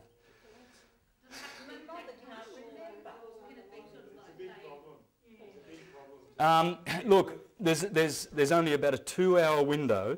You have to work within a 2-hour window because these signs, they go through, the sun goes through that. Remember, this is 6 o'clock. So if you're born, let's say like me, 24th of March, and you're born, let's say at 7 o'clock in the morning, you'll be born here. Because Aries rules every day from here to here, 6 to 8.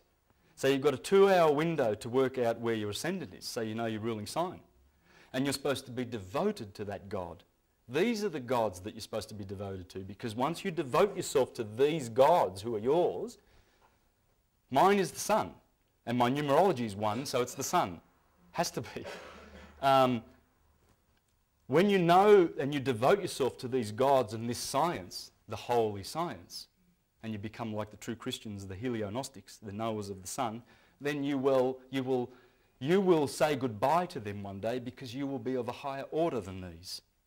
Because that's where we came from. We come from a way higher order than any of these pretenders. This is Jehovah, Yod-Heh-Vah-Heh, of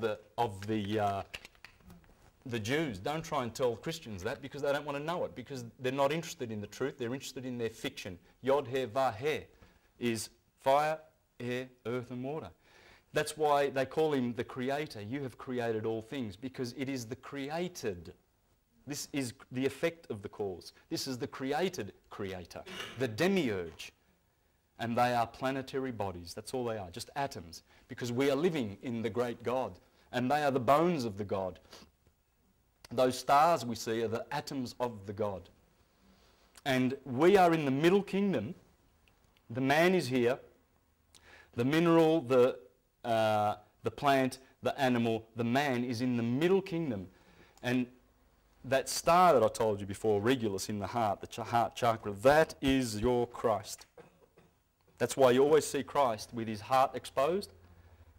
What's he doing with his heart on his chest?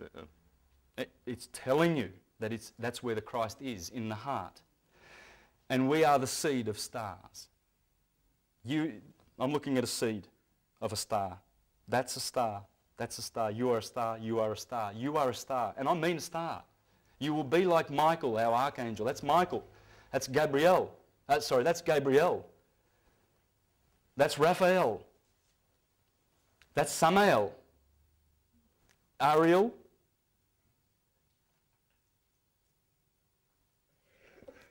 And, well, that's Michael. Anyway. And that's what we are. And that's why we call our children youngsters. And we give them little stars when they... A gold star. Be as good as gold. Gold? Because it's the sun. That's why we have gold coins, silver coins and bronze coins. Gold, silver, bronze, hermaphrodite, tin and copper. I usually have my little Incan eagle here. Sorry, and it's made of bronze. And I have that there to do the coming in the middle. So that's also the Holy Trinity as well? Yes, the Father, the ether, in Kabbalah, Kether. Kether is up here, right? So that's the Father. And then you point to the heart, the Sun, that's the fire. And then you do the shoulders, that's Gemini. The air, Spirit. Now, see, it's all there. I'm just pointing it to you. You already know all of this. You're just remembering it now. And Plato said we are here to experience anamnesis, the remembering, the reconstituting of what we all know. You are all high priests and you are all exquisite knowers of this esoteric truth. You are just remembering it. And I'm just helping you along the way and just pointing to you and showing you where everything is. It's there. Like a jeweller would put a clock together. You wouldn't know how to, would you? You'd see those little, little springs and little cogs and little bits of jewels, and they make a watch out of it, and you can tell your time. And you've seen those little ladies' clocks? Handmade? Who makes those cogs? I want to pat him on the back. Who's making all the beautiful computers that we do? It's so powerful. We are powerful. We're really powerful. And we are gods. And instead of telling our little children in school, we're going to call you youngsters, children, because you are young stars and you are the seeds of a star. How about that? Kindergarten teacher. Do you think we're going to get any of that? No, because you send them to a state school to be brainwashed. And this is the knowledge they're running from. They're running from this. Try and tell a priest about all this, about Yod He Vah He. This wasn't... The Catholic Church did not sort of... this was not used since well before the Catholic Church. Can I get a water, please, if you don't mind? Sorry. Yeah, I'm really getting dry. I've finished all my water. Can I just go back? You've got 8 minutes left, 7 minutes left. No worries. With your ascending sign, my sister who studied this, she said you could see your ascending sign in your body shape. Yes. Yes. Right? And Yes. You mentioned numerology, so is it tied with numerology at all? Yes. It is. Yes, it is. You'll find that 90% of the time they harmonise with your numerology. Absolutely. I'm looking from a fairy tales book because I've remembered that I was told you that I was going to wrap 7 wonderful circles around here. From now on, when you go out there and you see Aries and Taurus and everything, you're going to understand what they mean. And you're going to see the story of the hero, how these signs tell you that he becomes a hero, like the moon in her glory at full moon. And all the planets, they all have their ruling house, their detriment, their fall and their exaltation. And it's all scientific. This is science. Cardinal fire. Well, everything is, see this cardinal, fixed and mutable. What does that mean? Well, cardinal is the beginning, that's the middle, and that's the end energy, to put it simply. Just imagine a fire hose. Creator, preserver, destroyer. Brahma, Vishnu, Shiva. Growth, birth, growth, decay. G-O-D. What's G-O-D? God. Would that be generation, operation and degeneration or dissolution? Yes, it would. Or destruction. Imagine a fire hose, right? It's very powerful water at the start. Very powerful. And that's what the cardinal signs are. Very powerful people. They move in a straight line, mate. Believe me, you want to see when I'm going somewhere. I don't like anyone in my way. And it's my nature. It's my God. Aries is there. Mars is doing things to me. He's making me martial. Making me martial. And you find that Aryans are good fighters. Like Steven Seagal, Jackie Chan. Great Aryans. People like that. Electric people. Eddie Murphy. Just, woof, a lot of electricity. Because it's cardinal fire. It's at the bottom. It's at the birth part. It's not at the growth or the decay. The decay will be mutable, mutating. These signs have always got two twins, 2 fish, man, horse, and Virgo is Mercury, which is the coming together of man and woman. These are the fixed ones, They tell another story. They tell the fixed qualities of the person. These people are fixed, very fixed. That's why these people have got the big necks.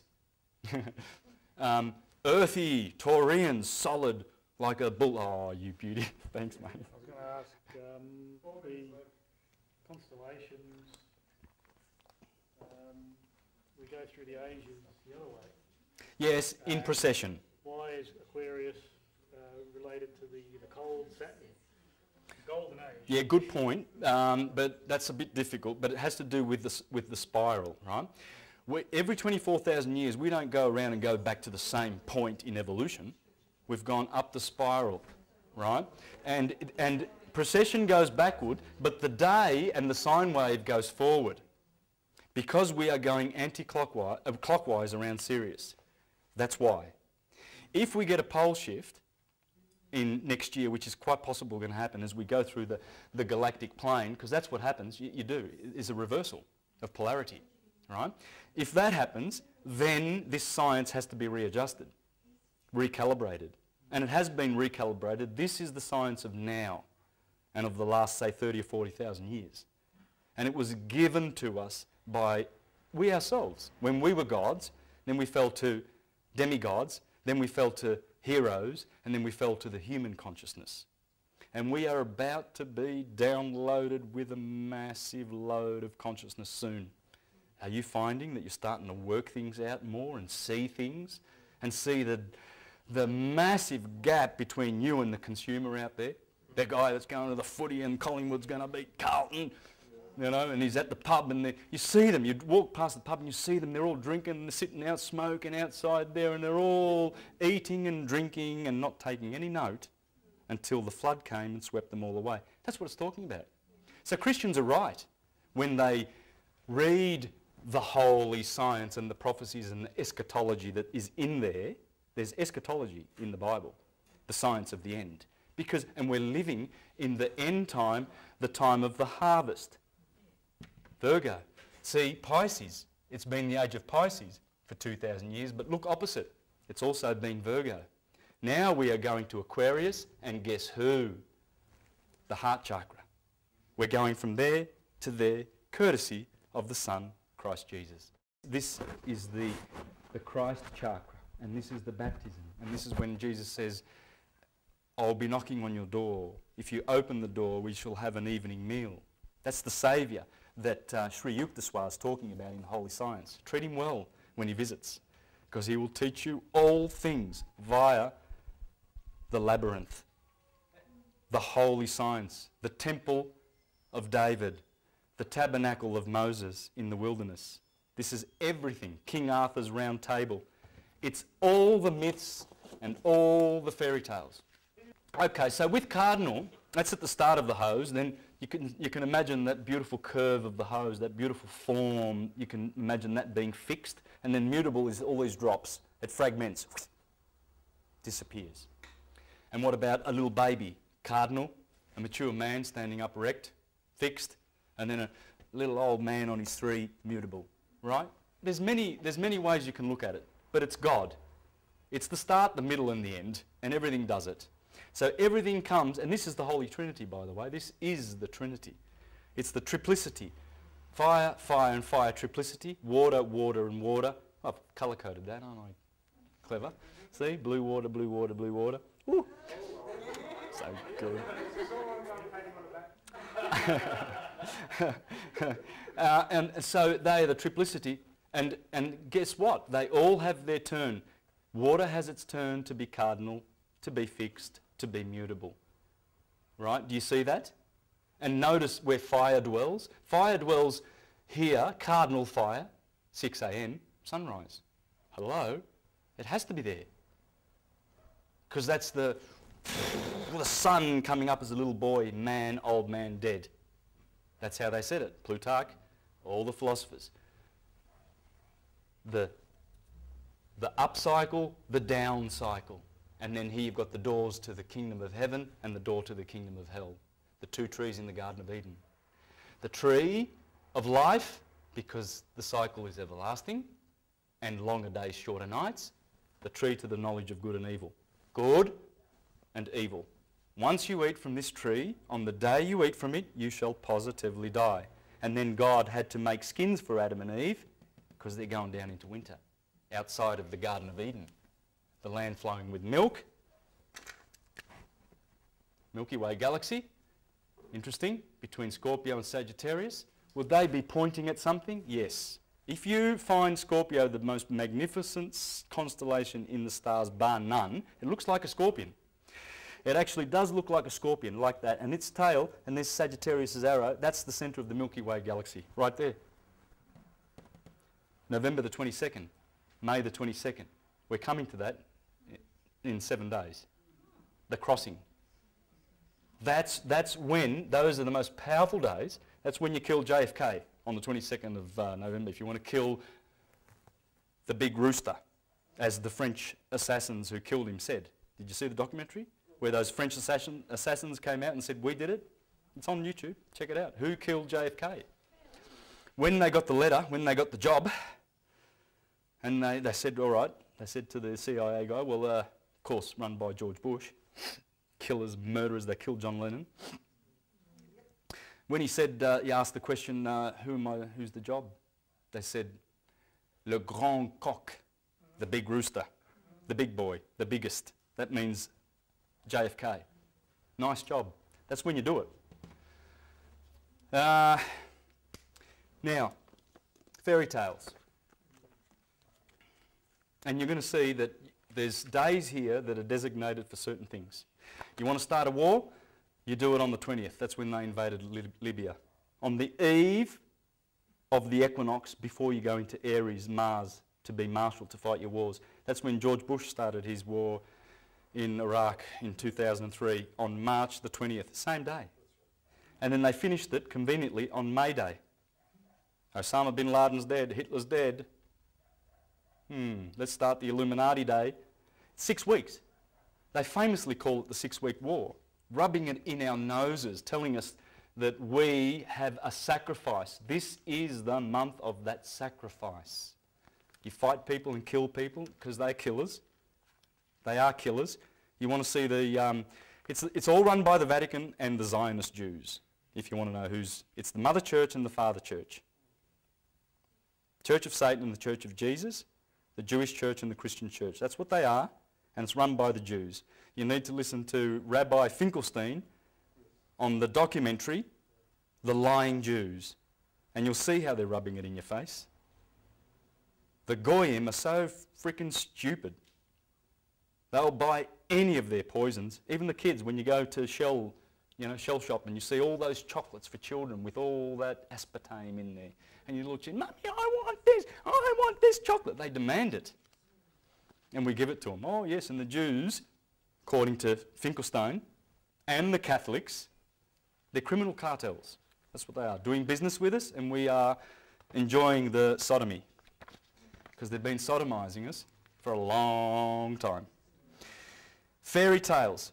Orpheus, Eurydice, Eros and Psyche, Jason and the Golden Fleece, the labours of Hercules, Sigurd and Brynhild, Arthur and the Knights of the Round Table. There too, in forms which can be traced with ease, we have the stories of the fairyland, the germs of the 1001 tales of the Arabian Nights, and the narratives of giants and dwarfs and enchanters, of men and maidens transformed by magic arts into beasts and birds, of riches hidden in the caves and bowels of the earth, and guarded by trolls and gnomes, of blessed lands where all is bright and sunny, and where there is neither work nor cave. Whatever indeed is strange or fanciful, or takes us straight from our grey, hard-working world into the sweet and peaceful country of once upon a time, can be found in these ancient Hindu books. So he traces them back to Hindu sources, the Aryan race. Has to be, because we are Aryans, and it has to do with this. We are now Pisceans, the ones incarnating now. We are the Piscean race. That's our base core race. Yeah, Manly P. Hall teaches that. If you listen to his Astrotheology's audio files on the internet, you can download them. They are the best thing for learning everything I'm telling you here now. You can listen to it in your car on your iPod. Manly P. Hall, the greatest occultist of the 20th century. And he's got a lot of YouTube videos. Get into Manly P. Hall and get, man, the wisdom that oozes from Manly P. Hall.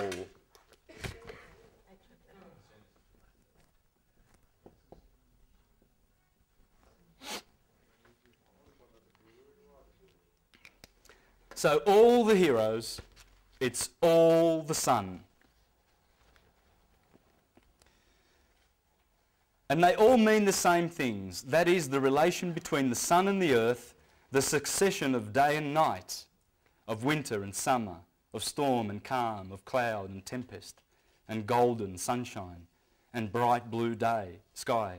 And this is the source from which we get our fairy stories. For underneath all of them, there are the same fanciful meanings, only changed and altered in the way of putting them by the lapse of ages of time, by the circumstances of different countries, and by the fancy of those who kept the wonderful tales alive without knowing what they meant. Why do we tell our people about Cinderella? Cinderella is the story of the sun and the dawn, obscured by the envious clouds, her sister, and by her stepmother, the night. So she is Aurora the dawn, and the fairy prince is the morning sun, ever pursuing her to claim her for his bride. And as his bride, the dawn, it's beautiful when you see the sun come up out of the dawn. And why is it beautiful? Because the Virgo is at the other end. The sun is always born of a virgin. And when the sun comes up out of the blue sea of Pisces in the morning, that's water, and that's fire. So the fire, we already said, yes means fire, means the sun. In Hebrew, yes means fire, or the sun. That's that word, which we say, yes.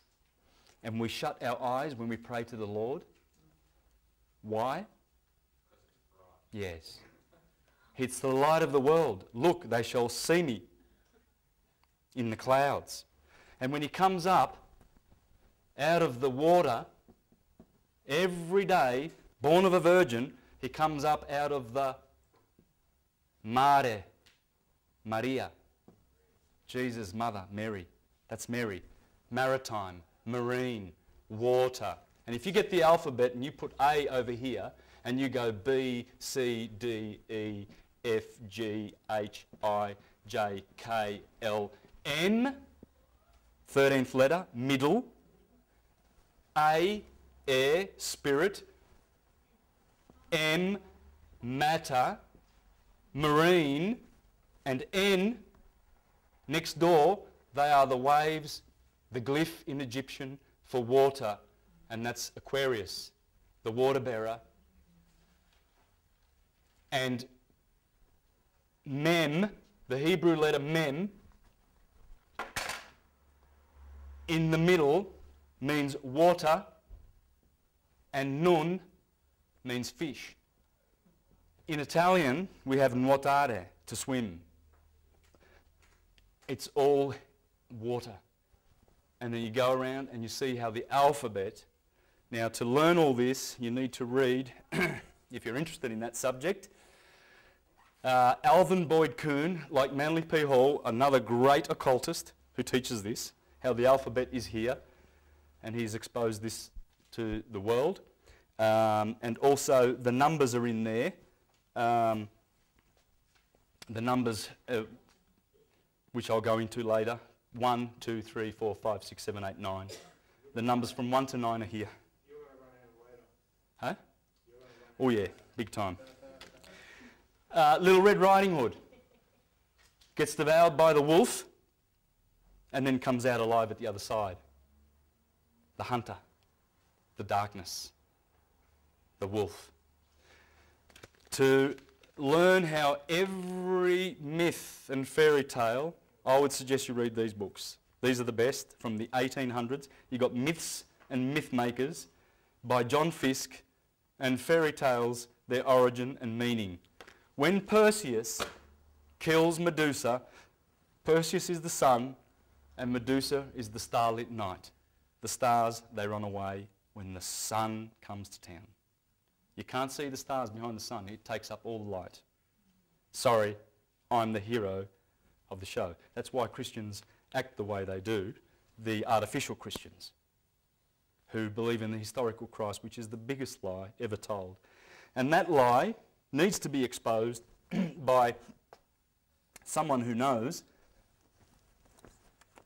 Like, how about someone from the Piso family? The Piso family have had someone on the throne of Rome for the last 2,000 years. Someone of that family should know what they've done to us with the historical lie of Jesus Christ, and whoopsie-doo, we have Roman Piso who did his family tree history and everything and went way back to Arius Piso. Arius Calpurnius Piso, the guy who was behind Titus. Titus was the general who went to Jerusalem and destroyed the temple. Remember, Jerusalem was destroyed in 70 CE. This was the power behind that move. Get rid of those Jews and establish a world empire. And they'd done that with Augustus 40 years, 80 years prior to that.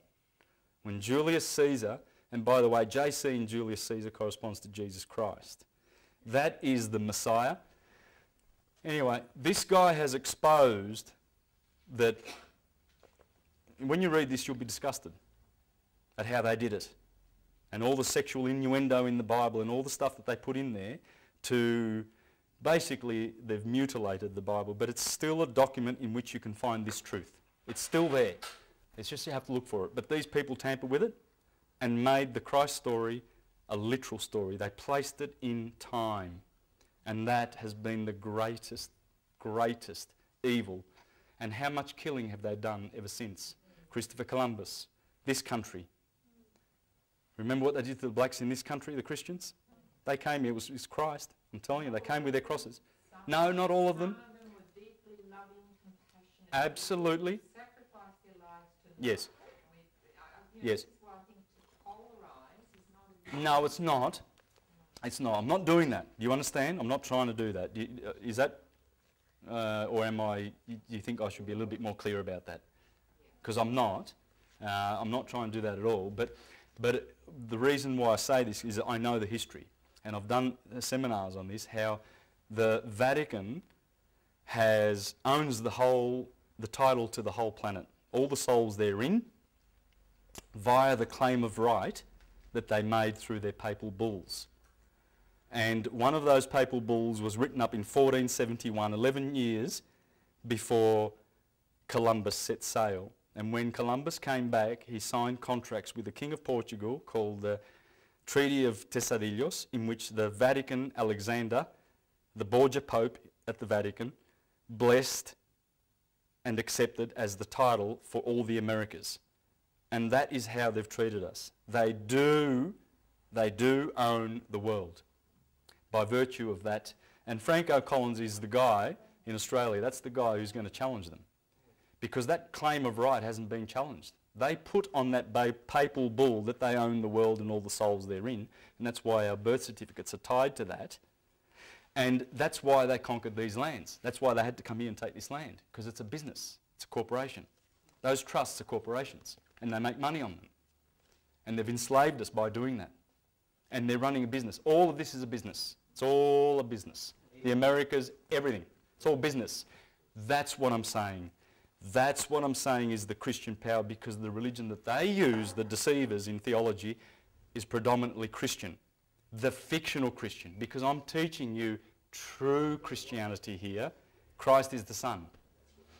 So when I say that, that's what I'm saying. He's not the only guy who's exposed that. So has this guy about Arius Copernicus. Okay? So, and they've exposed, and let me tell you, if you read this book and you realise who's behind all the injury in the world, the banksters, right? But he's got a chapter in here, and it's called Monotheism, Money, Militarism, and Monarchy. That's the cabals that have joined in order to enslave us. But monotheism, please believe me, is our enemy. It's our enemy, monotheism. And the Christians, those empire builders, those corporations and imperialists, did all their murders with the blessing of the Vatican. That's what I'm saying. I'm not saying that, to polarise us and to hate what's happened, but it's a business. And they cannot do it unless they have their priestcraft, i.e. the cardinals, blessing them. They can't do it unless there's a papal bull in the vault in the Vatican and to act on it. They can't do it. Like they can't hoodwink you when you go to court. When you go to court, everything about court is ecclesiastical. You're going to confess. It's the sacrament of penance. They've monetised money, sin. They've monetised sin. You're going into court to confess. It's a hearing. There's the clerk, the cleric. There's the scrivener notary. Scrivener means a writer of indulgences. All those writs, all those fines and summonses comes from a scrivener. Scrivener, vene, scribe means to write, and vene is an indulgence. They're telling you. They give you an attorney who turns you over. They give you a prosecutor, prosecutus, representing one's own flesh, cutis, skin. So he goes and represents, he goes with a summons and he says, Your Honour, I've got this charge against this guy who's the beneficiary of the Sestui KV trust, by the way. You're the beneficiary of that trust. Remember that when you go into court. And don't change roles with the judge, because this is how they're hoodwinking you, and they need the blessing of Saturn. They need the blessing, the Latin in the courts, because it's the Church of Saturn, the Grim Reaper. That's why they wear black. It's all ecclesiastical. You're going there to confess, and we are paying money to the Vatican. And it's run by the Zionist Jews. Simple as that, through the private guilds. How they do that? Okay, I wasn't going to get into this because this is another presentation altogether. But, oh, look at that. There's your local sheriff with a cross on his thing. That is an officer of the Inquisition, people. When you learn what Franco Collins is teaching, you'll see that's an officer of the Inquisition. That's the 3 crowns of the Pope, the tiara, the triregnum. They are the 3 Sestui KV accounts that hold your soul. They are the kings of your soul. That takes away your personal property through your birth certificate. That takes away your real estate. This takes away your soul. And that's Pope Boniface in 1302 that established that papal bull. So when they go a-conquering, and the Temple Bar, that's in the City of London, that's the people who run the courts, who run that fictional court by the false empire. Does the word magistrate come from the word major? Yes, magic, because they are doing their magic on you, and they do a trick of it. There's the tiara. There's the Pope's wearing it. That's 666, because the trusts are called Sestui KV. Sestui is 6. That's the king, the mark of the beast. The beast are you and I, the fools who have signed up to the system. And that's what they're doing. They're rubbing it in your face. That's why I say, and I say that I know what Christians did. I'm talking about the imperialist corporate Christians. That's Christopher Columbus landing. Within a year, they wrote back to Spain saying, this man, on this island there were 3 million inhabitants. There are only 200 left. Your soldiers have butchered everyone. They just butchered and butchered and butchered and butchered and butchered. Right? Sure, there were pilgrims that went, that were running away. There were Hermeticists that were running away to America, and there were good people. It's full of good people. There are more good than bad. But it's the corporations that are bad, and it's corporations that use Christianity to spellbind us. They can't do it legally without the blessing. That is the Pope in 1862. Pope right there, blessing all these, the army of the Italians.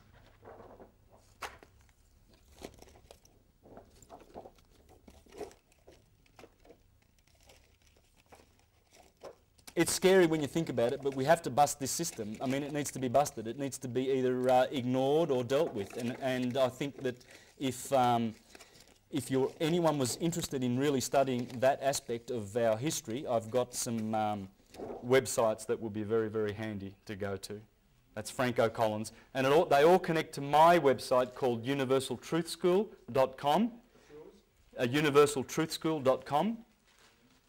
And these are all Franco Collins, and this here teaches here where you can create an ecclesiastical deed poll and you can collapse those trusts. But how can you really tell that something is completely trustworthy? I mean, what sort of questions can you ask to get to the root of it so that you know it is true? Well, I actually have a DVD of the seminar I did exposing this, if you would like to know this. I've got a DVD. Rome filmed it. I did it at the Nexus Forum meeting. Yes?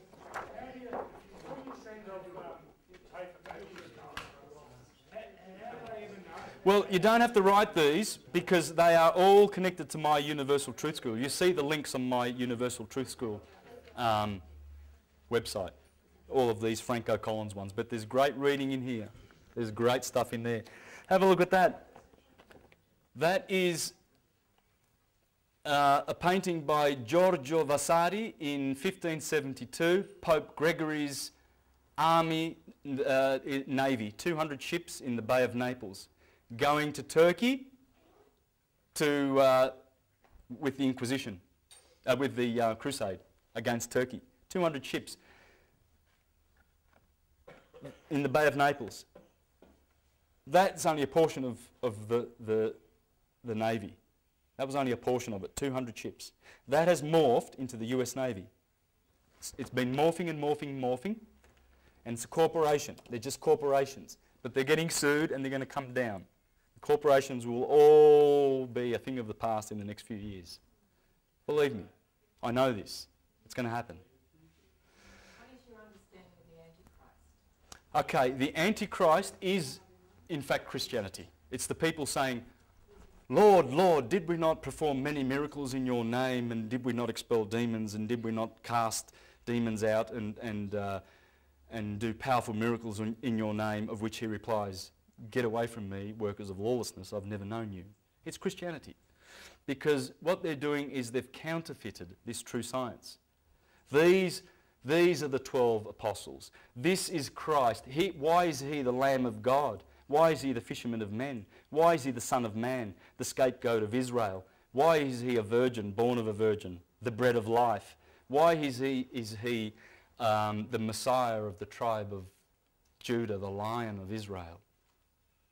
Because the lion rules in summer. When the sun goes through that sign with Sirius in the back and there's the dog days, that's Jesus of the Lion of the tribe of Judah. That's Jesus the twin. Have you seen any information about Jesus being a twin? No. See, you have. Yes. Yes, you have. And I'm glad you have, because it saves me having to show pictures like this, because I bring them along because I'm trying to... There's the 5th century mosaic in the imperial palace at Constantinople, and it is Joseph with Jesus and Geminus, meaning literally the twin. The concept is old. Jesus is the good beetle. How many church fathers called him the good beetle? The lion, the bread, the just one. Be wise as serpents, and yet cautious as doves. I came not to bring peace, but to bring division in the world, and a sword. He carries the sword, and that's the division that he brings. December the 25th is the birthday of the Son. John the Baptist is 6 months older than Jesus. Remember Elizabeth and Mary? Mary trudges off to see her cousin. And then John the Baptist, he's 6 months old in the belly, and he just jumps because Mary has the Son of God in her womb. Well, if he's 6 months older, he would have his birthday over here on June the 24th, St. John's Day. And is there a scripture in the Bible that says, he shall go on increasing, and I will go on decreasing? It's all there. When Jesus has died and resurrected, he goes to the beach, and he's going to wait around for 40 days. 40 days and 40 nights. 40 days and 40 nights. From here to here is 40 days and 40 nights, roughly. From here to here is 40 days and 40 nights, roughly. They call it the 40 days and 40 nights. This is the wilderness, when Jesus goes into the wilderness. He gets baptized by January Aquarius the water bearer, the wet month. At the age of 30 degrees. January the Baptist, John the Baptist. So when you see all these days, and why did he say, he shall go on increasing and I will go on decreasing? Well, it's all there. When Jesus was walking on the beach after he was resurrected, he looks out in the Sea of Galilee and he sees his apostles and he says, "Oi, did you catch any fish?" "No." "Put your net on the other side of the boat." Pulls it up, they pull the net up. "Catch any fish?" "Yes, the nets are bursting, bring them to shore." And he's got a little fish on the beach and he's cooking this fish and he's got some bread and he's going to feed his disciples and tell them what to do before he sends to the heavens. This happens here.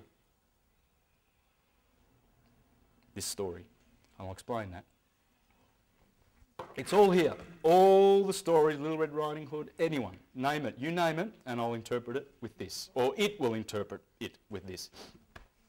Anyway, they said, the nets are bursting. All of a sudden, they counted the fish. How many fish did they find? Does anyone know this story? It's amazing. And yet Christians read this and they go, Christians, I'm not attacking Christians. Please understand. I've already established that. I'm attacking the way they interpret this beautiful wisdom. That's all I'm doing. Okay? There was 153 fish. Ooh. Oh, wonder what's so interesting about 153. Well, Pythagoras knew what 153 was. So did Empedocles, his disciple. That's how many fish they caught. That's the number of the Vesica Pisces. That's the number of the fish. Two circles sharing a common radius. Circle 1, dot. Circle 2, and you have a fish swimming there. The measurement from there to there is 153. It's the measurement of the fish. 153 as opposed to 265. That's the 265, 153. It's the number of the fish. Empedocles knew it. All the sacred geometry teachers and the teachers of this holy science, physics, knew it.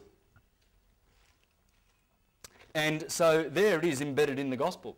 Why would those 153, I mean, here's a gospel that's supposed to be teaching you how to ascend to the heavens and give you the science of salvation, and these 153 fish get in there and, hey, I want to get in the gospel, I want to be holy, I want to be numbered in the Bible.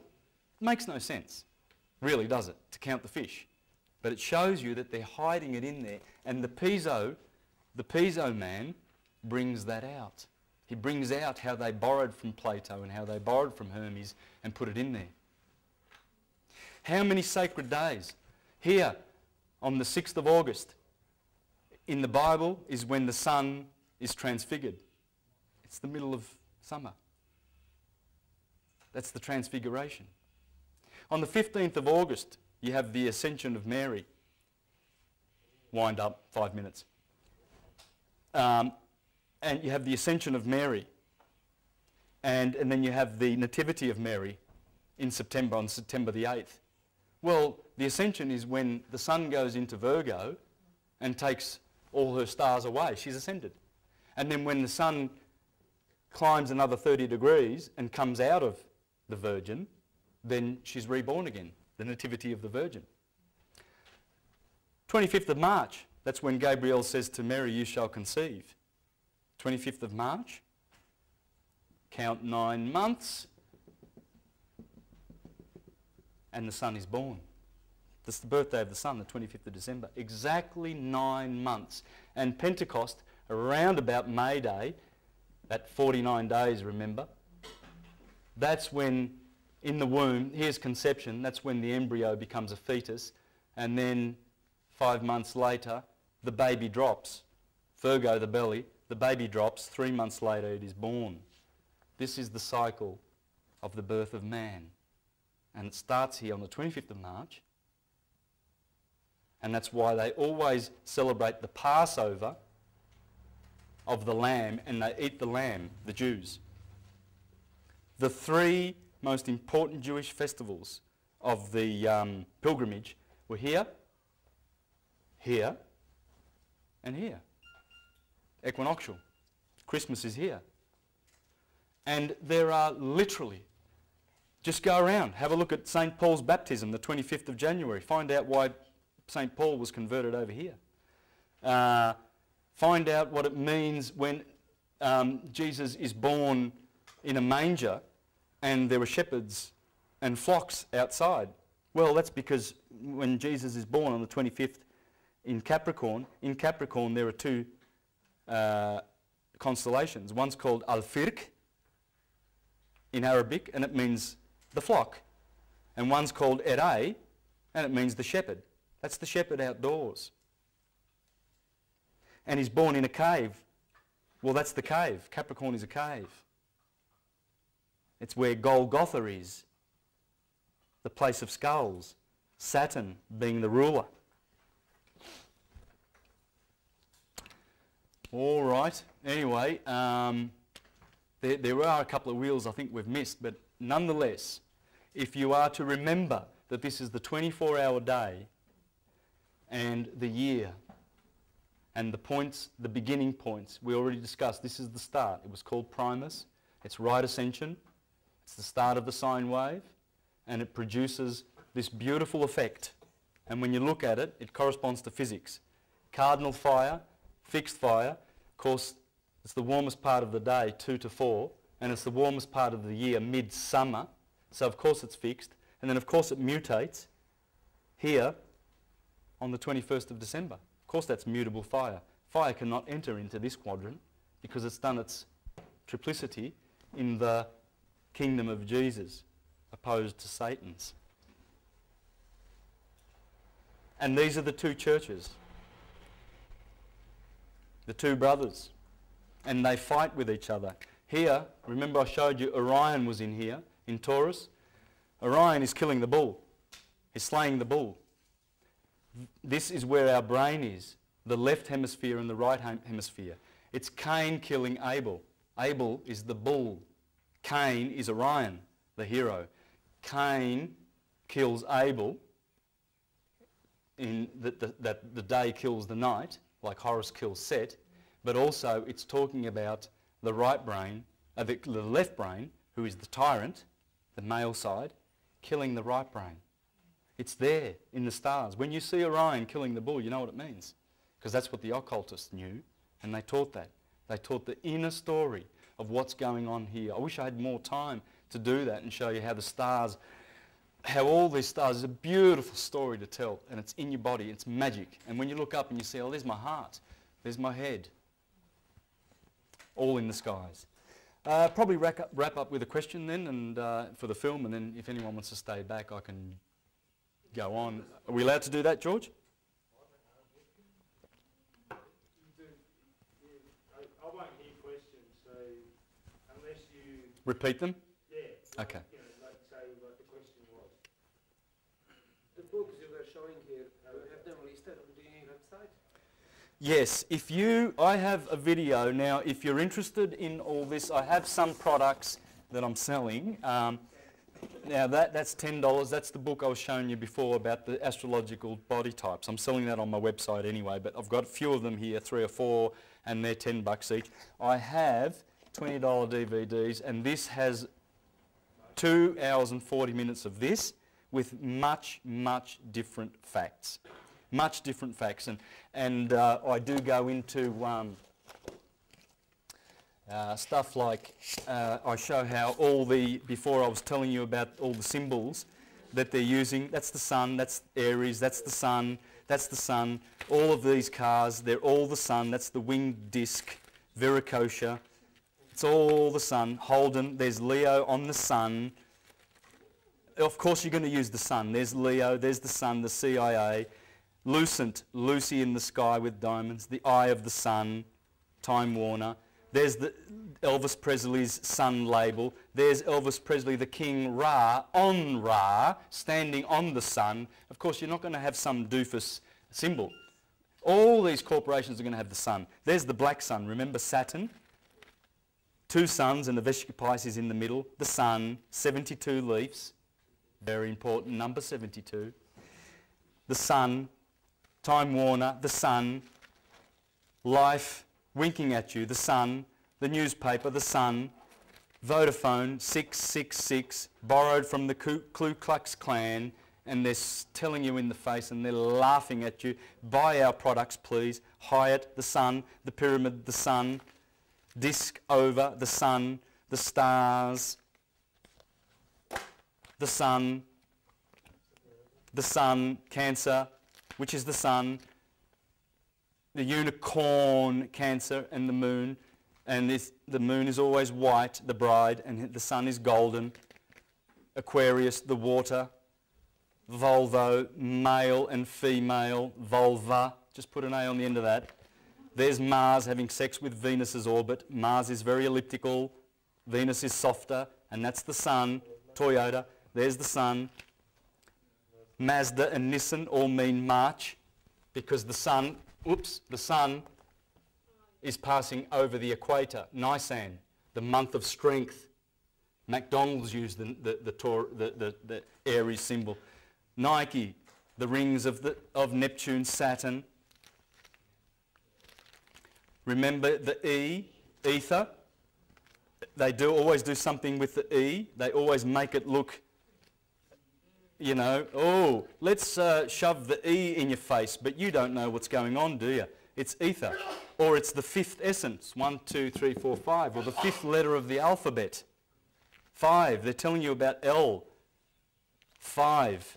See the 5? Because it's the fifth essence, the quintessence. Double X, Walmart, that's the Sun. The Union Jack, Jack means the sun. Sun, that's the Sun. The 4 stars, what are the 4 stars? Who can guess which of the 4 stars?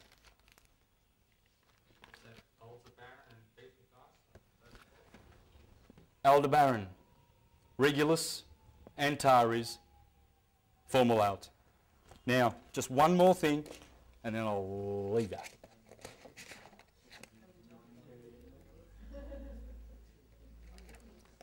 The Korean flag, spirit and matter. Remember the A and the M? That's fire, that's water.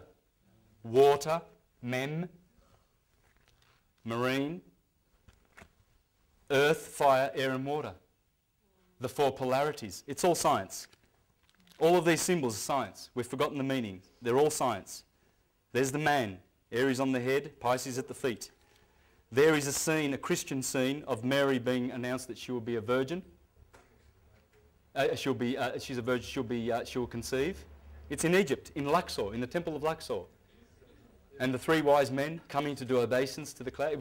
It was covered in stucco for thousands of years. They've just recently uncovered it in the last century. And there it is. There's the nativity scene of Christ. There's Leonardo da Vinci, the Last Supper. There's Jesus with his 4 seasons of 3 clusters. Spring, summer, autumn, winter. There's Dionysus with his 12 helpers. There's Horus coming up from the horizon. Horus has risen, the horizon. There's the 12. Everywhere you see the 12. There's always 12. And they say, these deniers that watch Zeitgeist and try to debunk Zeitgeist on the internet, I laugh at these fools. When I see them, I think, you don't know half the science, that you're just muddying it with your stupidity. They're trying to dethrone or debunk Zeitgeist, who's talking about all of this. And they said there that Mithras had 12 helpers. Well, the guy said plain clear, says, nowhere in history have we ever found any evidence of Mithras having 12 helpers. There it is. Is that the one? No, that's Horus.